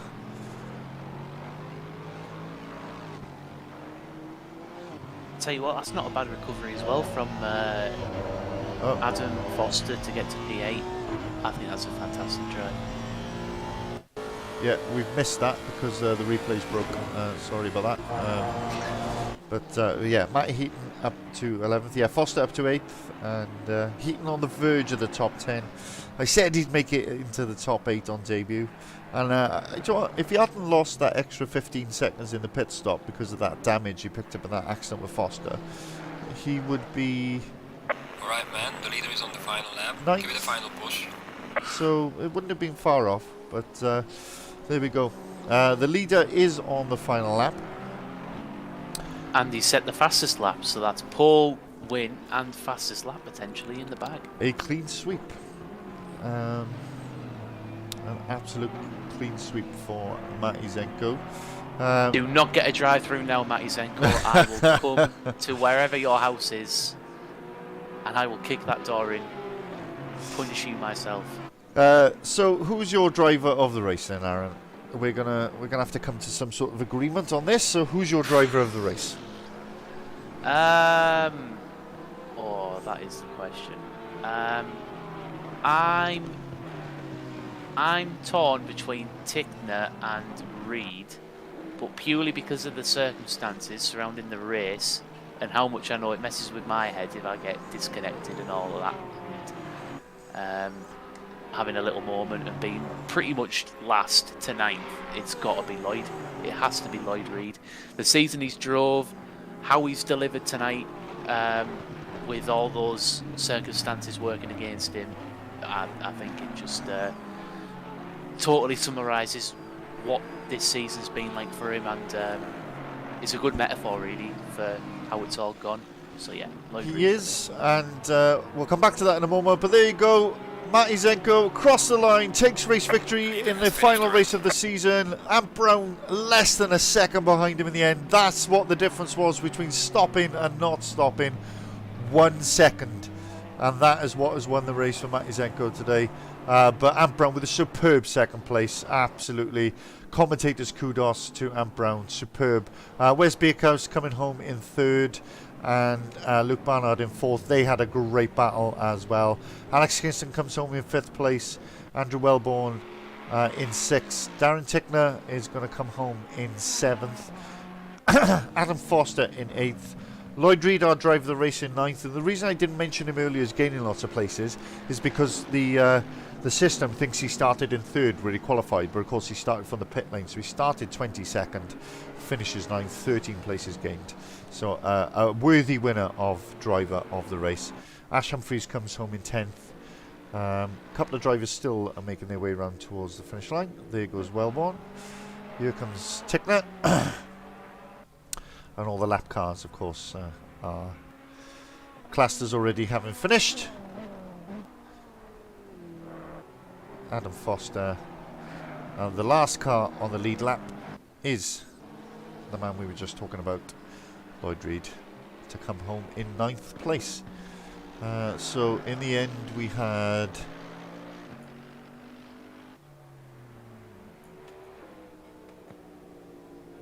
five drive-through penalties altogether. 2 for Tonks and 3 spread among Mooney, Damien Humphreys and Adam Foster. So not as many drive-throughs as we thought we were going to get, but Matty Zenko then with victory takes the win on the last race of the season, and I'm sure he will be a man to be reckoned with next season if he's in the whole championship, because of course he only joined halfway through, which is the main reason he wasn't already a championship contender. Just shutting down what I don't need, getting it gone. Bear with me. Just heading into that. Let's get rid of that. Let's stop sharing my screen because you don't need to see that. Bear with me, guys. I'm having a bit of trouble here. Multi-screen and display capture off. And there we go. Sorry, talking to myself, guys, as I try to get things out. I'm trying a slightly different setup tonight, so it's slightly different. But there we go. That is it. Season over. Absolutely fantastic. All that's left to do is our driver interviews, and we're joined by a couple of drivers tonight, which is great to see. And we'll start off with Mr. Dave Wood. Hello. Senor. Was it Pioyo whatever? Senor Labios de Pollo. I couldn't remember what it was. Hey, I tell you what, you seemed a lot more comfortable in that McLaren tonight. I was doing all right till I didn't realise the rejoining rules and it kicked me out. Well, disqualified me. Oh, did it? I didn't realise that happened.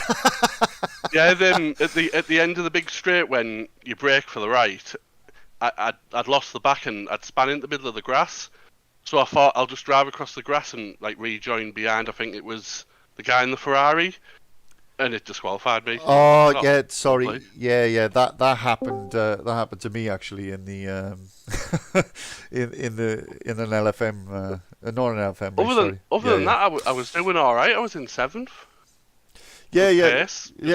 you were battling. I mean, you had a great battle. There was, I think, about 5 of you won. They're battling for 4th place, and you were on the back of that train, and it looked like a great battle to be involved in. Yeah, it was. I think it was Luke Wes. I think there was an Aston Martin somewhere in there as well, and then there was the guy in the Ferrari. I can't remember his name. It was good until I messed up, and then I joined Mooney at the back. Yeah, well, it happens to the best of us, but I suppose that's probably solidified your hatred of the Lamborghini.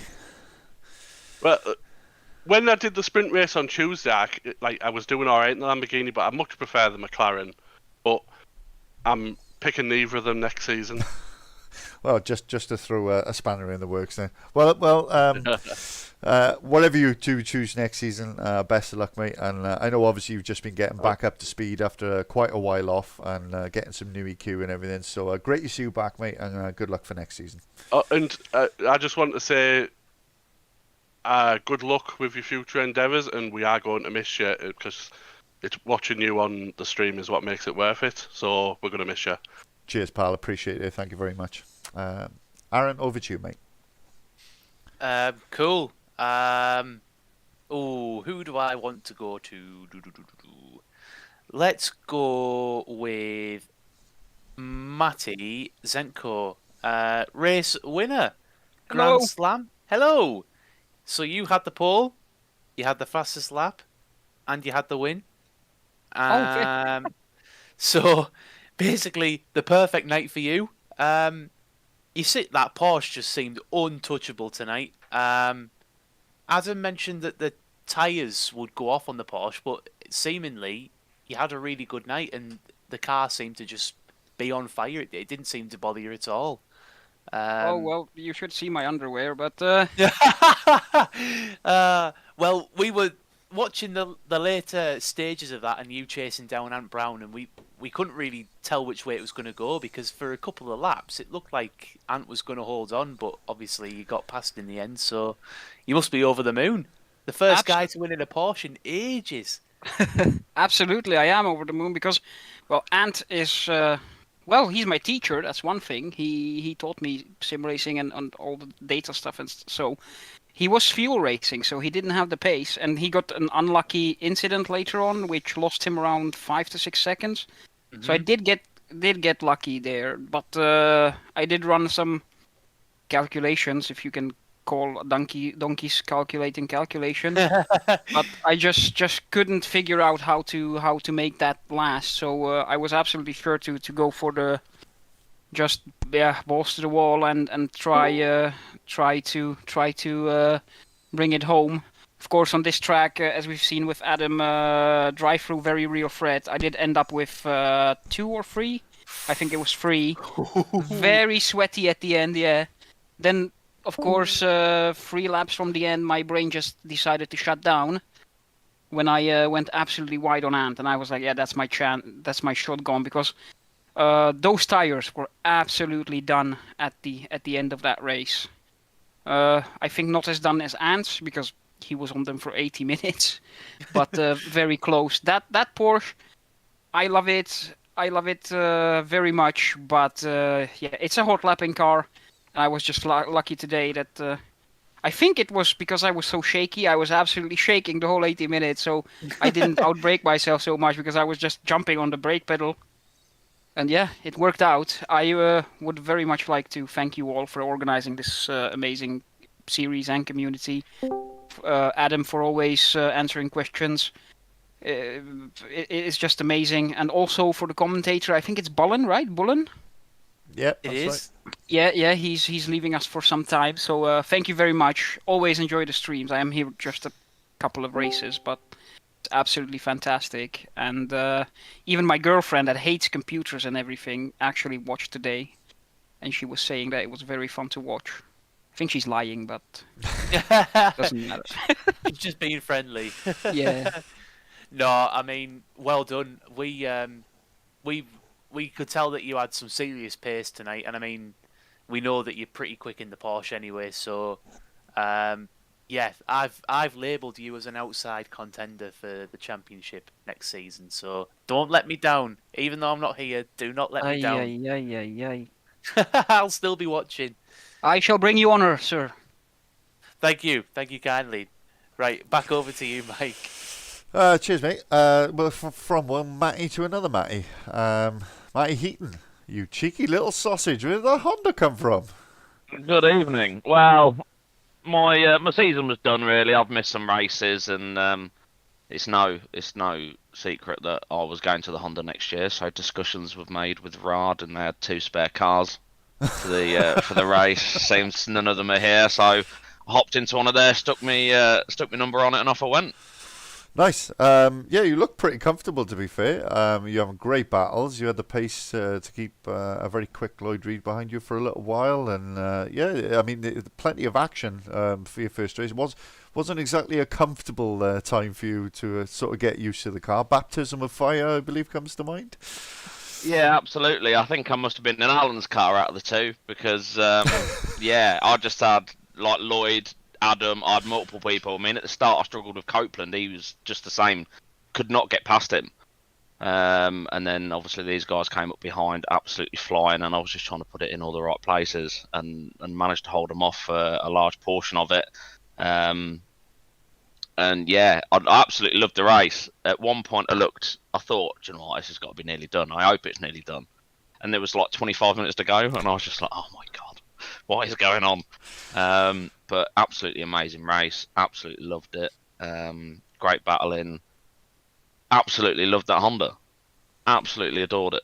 Well, music to this man's ears for obvious reasons, but no, I thought you drove really really well in that, and yeah, I mean we had a similar thing because me and Aaron just sort of like were talking, we were exhausted, and we looked up and there was only halfway through the race, there was 40 minutes left, and we just couldn't believe how much had happened. It was absolutely bonkers, but and a lot of that involved your battle with Lloyd and Adam. It was fantastic to watch, but well done, and go well next season in the Honda, and I'll be rooting for you. Thank you very much. Very quickly, congrats to Kingston, of course, champion, and cheers to you boys in the comms. You absolutely smash it week in, week out, and the league is definitely going to miss you. So cheers, appreciate it. Thank you, mate. Very, very kind. We do appreciate all your words, guys. Obviously, it's totemosh over here, totemosh. Right, Aaron, over to you, mate. Cool. I'll go to Kingston. I'll go to the champ. Hey, champ. Do you know what? We thought that you might suffer a little bit with the ballast, you know, because of the qualifying session and the daft bit of contact with Damo as well. But I feel like you drove well to get yourself back into contention in the upper echelons of the points. And really, I suppose that summarises your season, doesn't it? It doesn't really matter what's chucked at you. You still seem to come out somewhere near the top, and that's ultimately the reason why you're standing on the top place of the podium at the end of the year. Yeah, it's been a great season, but I'll be honest, I didn't feel like I was doing that well, to be honest. And then I'd check the tables after the race, and I'd still be up in first, but the ballast definitely felt way stronger in the Merc than it did in the Aston last year. I felt well off the pace most of the time. And, you know what? Sorry to butt in, No, yeah. Alex, but we were discussing this a few weeks before, me and Mike, and we were saying how with a settled Corsa probably being that realistic, it definitely will place the ballast where it is in the car in real life, and I just wonder if the Aston has it placed a lot better than what the Mercedes does. Yeah, I definitely think that actually. to be honest, because it's definitely. I don't know if you saw my battle today. I was really struggling to pass out. Yeah. Really struggling, but that was a hell of a battle. That last race was so fun. It kind of drifted off towards the end for me. I fell off the pace a little bit, and got a drive through right at the end. But yeah, that was a great race today. No, well done. I mean, you can see the pace is there on a Tuesday when there's no ballast, so there's no question about the ability or anything from any of us or any of your peers. But what this does mean is we have 2 double champions, and now going into season 6, you've got the battle for the treble. So Yes, we sorry, do. it's season 5. Adam's correct. Season 6 would be a complete. That's like skipping World War 3 and going straight to World War 4, isn't it? So, Yeah, I think next season, especially if some of the new guys stick around, they look absolutely rapid. I think it's going to be a hell of a season, to be honest. I know. I mean, we were trying to say pick out contenders for season 5. Definitely season 5. We were trying to pick out, people who could possibly be challenging for this championship. And yourself, there's Adam, there's Lloyd, there's Matty Zenko. We named about 6 or 7 different drivers who were in a pool of like people who can easily win races and people who can easily hook it all together on any given night.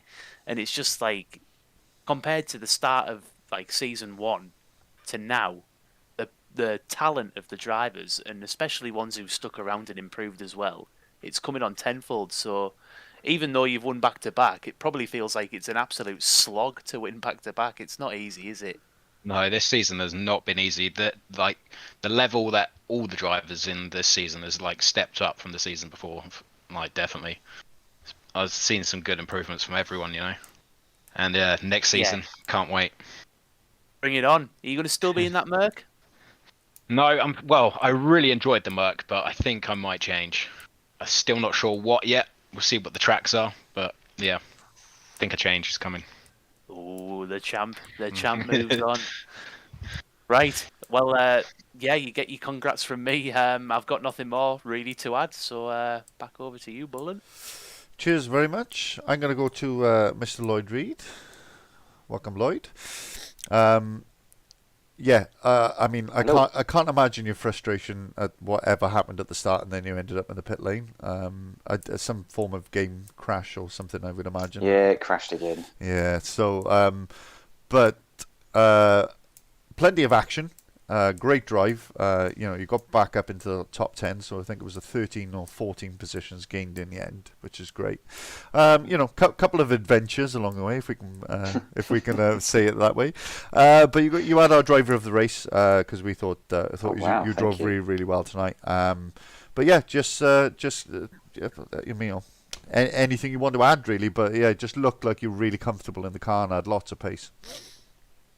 Well, I've kind of struggled with this track. It's been one of my favourite tracks, in all fairness. But in the Merc, it's just it's fine at the start, but then the back end starts slipping out a bit more. I kind of figured to start using traction control a bit more, so I was flicking up to 6th towards the end of the stints. But yeah, I don't think much more could have gone wrong really. So the game crashed just after qualifying, and obviously in 3rd position, I was quite happy with that. Even with the ballast, I've sort of been practicing the car with lots of fuel to sort of assume what the ballast is going to feel like, and it felt worse to be honest, like Alex said. But yeah, it crashed at that point, so I managed to get back on for the start. But of course, when you exit the game and start it again, you lose all your pit schedules unless you saved them. So I'd set the race up, but I hadn't actually saved the all the settings and stuff. So I started, got all the fuel sorted, that was fine. And then when I come to the pit stop, I noticed that Adam disappeared out of my vision. I was like, where's he gone? Oh, shit, it's pit stop time. So I thought, should I go one more lap or come in? And I thought, no, it's 40 minutes. These tyres are shot. So I went to go in the pits, looked at my pit schedule just as I started to drive in. There was no fuel to go in. So I was busy trying to pump it up, and it was going so slow. So I stopped in the pit lane. Not realising I'd got up to about 100 litres. And then when I'd stopped, it wouldn't let me change it anymore. So I had to fill up 100 litres. And of course, I hadn't even checked the tyres, so it put me on my old qualifying tyres. I was like, Jesus, it was just like one nightmare a after catalogue another. of what not to do. So yeah, like, you know, I've gone into the pits, stopped, lost about 10 seconds trying to sort it all out, and even then, I've cocked it all up completely. So I come out behind Matty again, which is like, here we go. But yeah, I mean, he was defending like an absolute champ. I kind of started with Damien. He was so hard to get past. I thought the Merc was a fast car, but behind that Honda and the Audi, I just couldn't get the drive out. As much as I tried to adjust, sort of coming in, I'd always catch him at the wrong bit, and it'd ruin my sort of straight out. So yeah, there was a few adventures where I'd got so close, had to brake just as I was turning, and wow, it was like bowling in that car. I don't know how on earth I didn't take everyone out. I think there was twice I flew literally through the corners. So yeah, it was an interesting race. Yeah, Amazing that I could get back up to ninth. We caught the one through the fast right-hander where the rear just went on you, and then Matty. you went over the grass. Yeah, and how you didn't take Matty out, I don't know, but you didn't. Yeah, you're just a passenger. I was trying to get on the inside, and he kind of he turned in a little bit, and I had to brake, and I was still turning. I was like, you just do it and just hope for the best. So yeah, I'm really thankful I didn't take him out. I did obviously catch him a few times in our adventures, but it's just, I think my speed was made up in the braking areas, and unless you're going to dive bomb someone, it's always going to be difficult.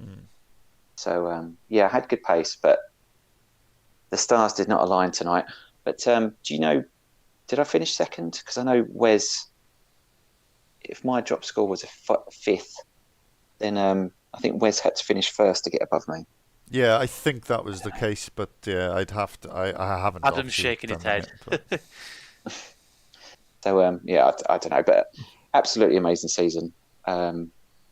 You guys have just been awesome. You know, for me, this is the best part of the whole championship. Just watching the stream later, having all this banter and everything, and you guys just top it off. So you'll be sorely missed, Mike, but yeah, hopefully we'll have you back. Yeah, nothing's Certainly forever, good to mate. have you back. Nothing's forever, but thank cool. you. Yeah, but well done to Alex as well.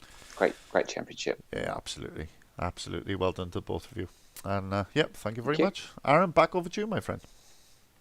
Cool. I'm gonna go to Dan Stevens. Happy final race in the McLaren, Dan. It looked like you just capitalised on a few people's misfortunes tonight with drive-throughs and crashes, but you know, we caught an epic defence again. I think there was like a 5-car train, and you were at the front of it as per, showing off your fantastic West McLaren. Just finishing on the fringes of the top 10. You must be getting pretty used to it now. Just one track that car's not too bad for me. I've done a few races there with it, especially the endurance one we done not long ago. I've got 2 track warnings by lap 4. The faster one's coming up behind me. I was so slow through at the back end of the straight, just so I didn't run off again. Yeah. And that's partly where everyone was building up. And also I seemed to brake differently to everyone else. So quite a lot of them were just running wide to avoid where I was stopping. You still managed to keep Scott and Lloyd behind you, though, for what seemed like quite a fair chunk of time. So I think you've got to be happy with that. And especially if you're on the verge of your track limit warnings, that's pretty good going, that, because that's a lot of pressure. Yeah, it was. As I say, I think it's where I was braking through them off, as Lloyd said when he got up to people. He sort of went wide a few times, just where he caught them at the wrong place.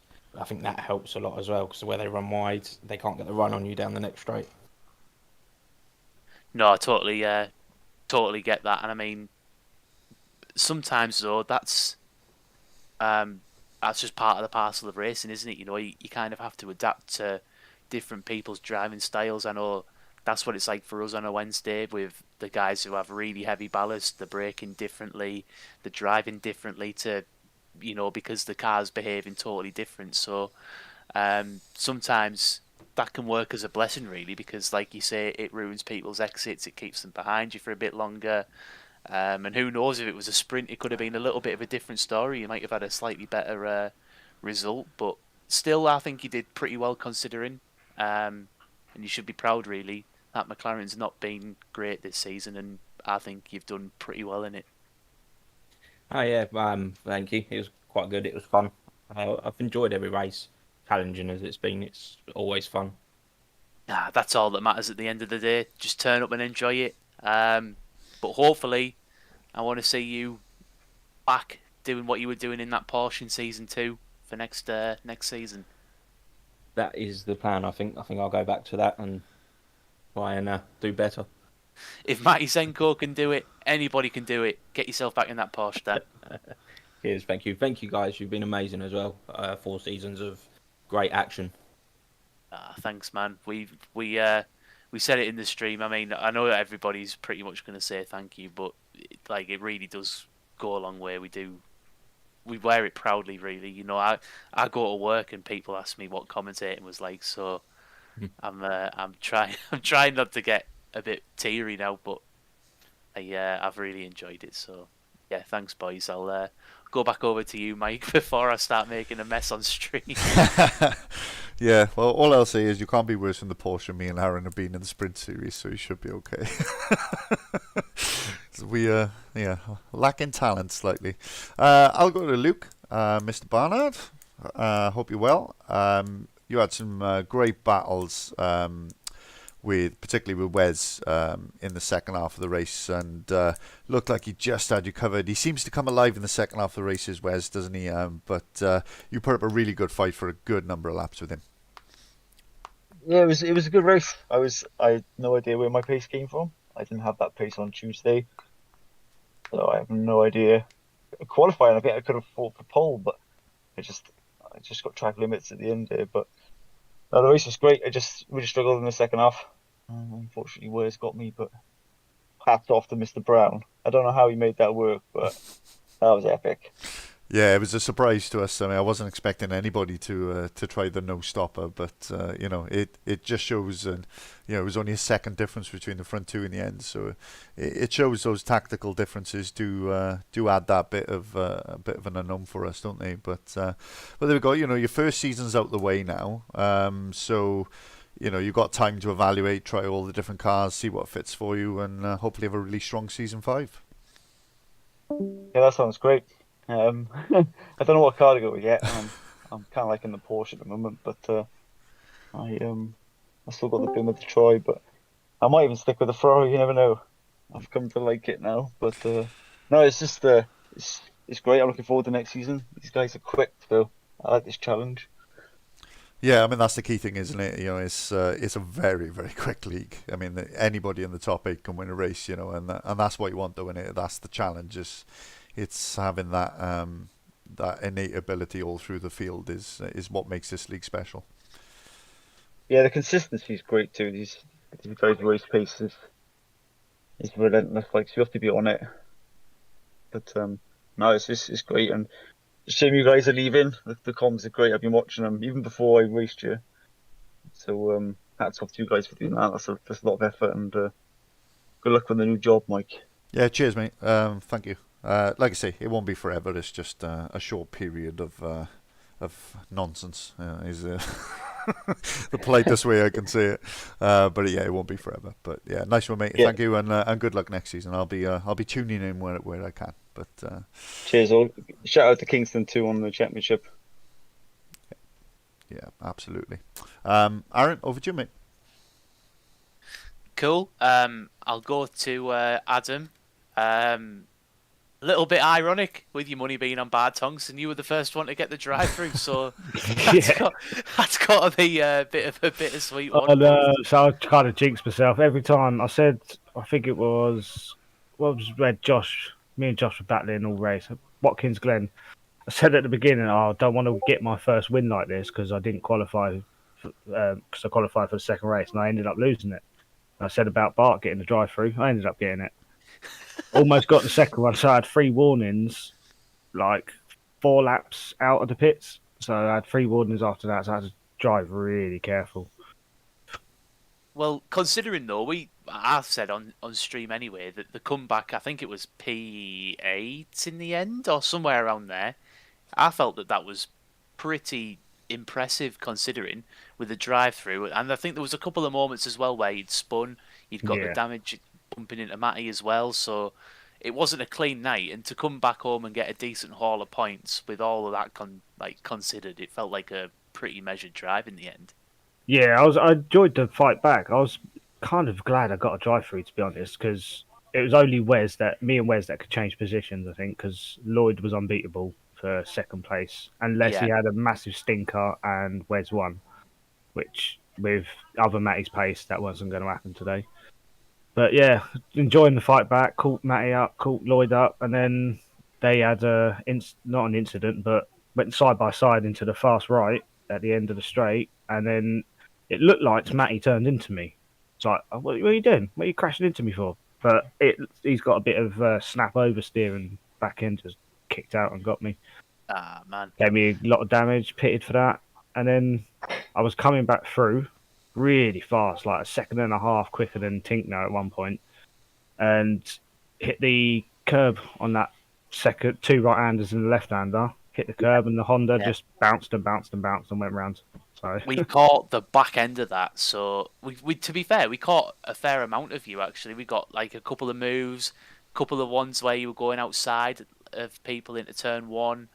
It was almost like a highlight reel of Adam Foster tonight. There was loads of action though. Yeah. But yeah, I mean, it's not quite clicked, has it? I mean, we say this almost every week that Honda's it's fast, but is it a good car to do consistent laps in? Probably not. So yeah, I see. I mean, carry on. no, I was just going to say you've smashed qualifying trophy. You know, with the amount of poles, and we know it's visible to see how fast you are. It's just a case of getting it all clicking together. Yeah, too many stinkers this year. Too many Honda moments where it just let's go. Just see you later, car. It's gone. But It's a yeah, shame. great season. Hats off to all drivers that took part or was going to take part in the next one. I obviously said my piece to you guys at the beginning, so I'm not going to echo it again. Season 5 is going to look like a good one. Some nice, tight, twisty tracks. That's all I'm going to give you for now. All of them are tight and twisty, apart from 2. You can make your own assumptions on that one. But yeah, looking forward to it. Bring it on, man. Bring it on. I can smell Oldham Park from here. I can. Did somebody mention Brands or Snetterton? Well, one of those tracks is definitely in. Smells a bit British, doesn't it? Tight and twisty. Yeah. Yeah. Right. Well, back over to you, my friend. Cheers. I think we just got one driver left, which is Mr. Damien Humphreys. Evening. Good evening. Yeah, that was what seemed like a little bit of a stinker, mate. Obviously, the drive-through kind of killed you off, but and then you spun around quite a few times. Not one to remember. It was eventful. No, it was eventful. What can I say? First, 20, 30 minutes, it was all really close. There's a few little taps and things and a few moves and stuff. It was great to race in. I'm annoyed with the drive-through because I had 2 penalties and then I ran wide into the fast right-hander at the end of the straight. And I lost a load of time and I come back on the track and I got 2 penalties for the one corner, so that immediately gave my drive through. So I went from 2 warnings to drive through on 1 corner, and like you said, that effectively spoiled the evening then, because by the time I'd done the drive through, I was in the kind of middle of nowhere, and driving around for a bit then, and just kind of losing a bit of concentration and things really, because I was a bit lonesome. And had a few little escapades to the beach. And that was it really. I managed at the end then just to make up a couple of places, but the first kind of 30 minutes, I mean, you could see all the action going on. It was kicking off everywhere, wasn't it? There was people overtaking, and it was good to be a part of. And there was the one, I think there was about 4 or 5 cars, and we were all kind of ducking and weaving and having a go, and that was really good fun. I'm just bitter at Misano. You can do one. I mean, yourself and Dan, who's obviously still in the chat as well, both examples of when you choose the wrong car, it can really spoil your season. So, some thought I would imagine will go into whatever car you pick for next. Yeah, I said it last week as well. The car didn't really suit me. Ironic. I was looking through my lap times, and I'm about half a second quicker than I was in the Lexus last season. But I think I've got better at the game and better at driving, which is a big part of it. But and Audi's the league okay has at moved times. forward as well, though, isn't it? The pace in general Well, is quicker. So. Oh, absolutely. That's it. Like today, I was qualifying. I was doing like half decent times, and I was like 18th. It was like Jesus. Yeah. It's like 2 seasons ago that probably would have got me top 6. Yeah. So it's crazy in a way, yeah, how much everyone's improved. But yeah, the car wasn't really for me. It didn't really. I enjoyed a few races this season. It's generally been good and had a few battles and things. I won't be driving the Audi next season for sure. Unless they do a bop and it's suddenly the quickest thing on 4 wheels, then I'll keep it. See that. And yeah, and just finally, thank you to Aaron and you, Mike, for commentating. Great crack, enjoyed it. Yeah, cheers. Mate. Yeah, cheers. Thank you very much.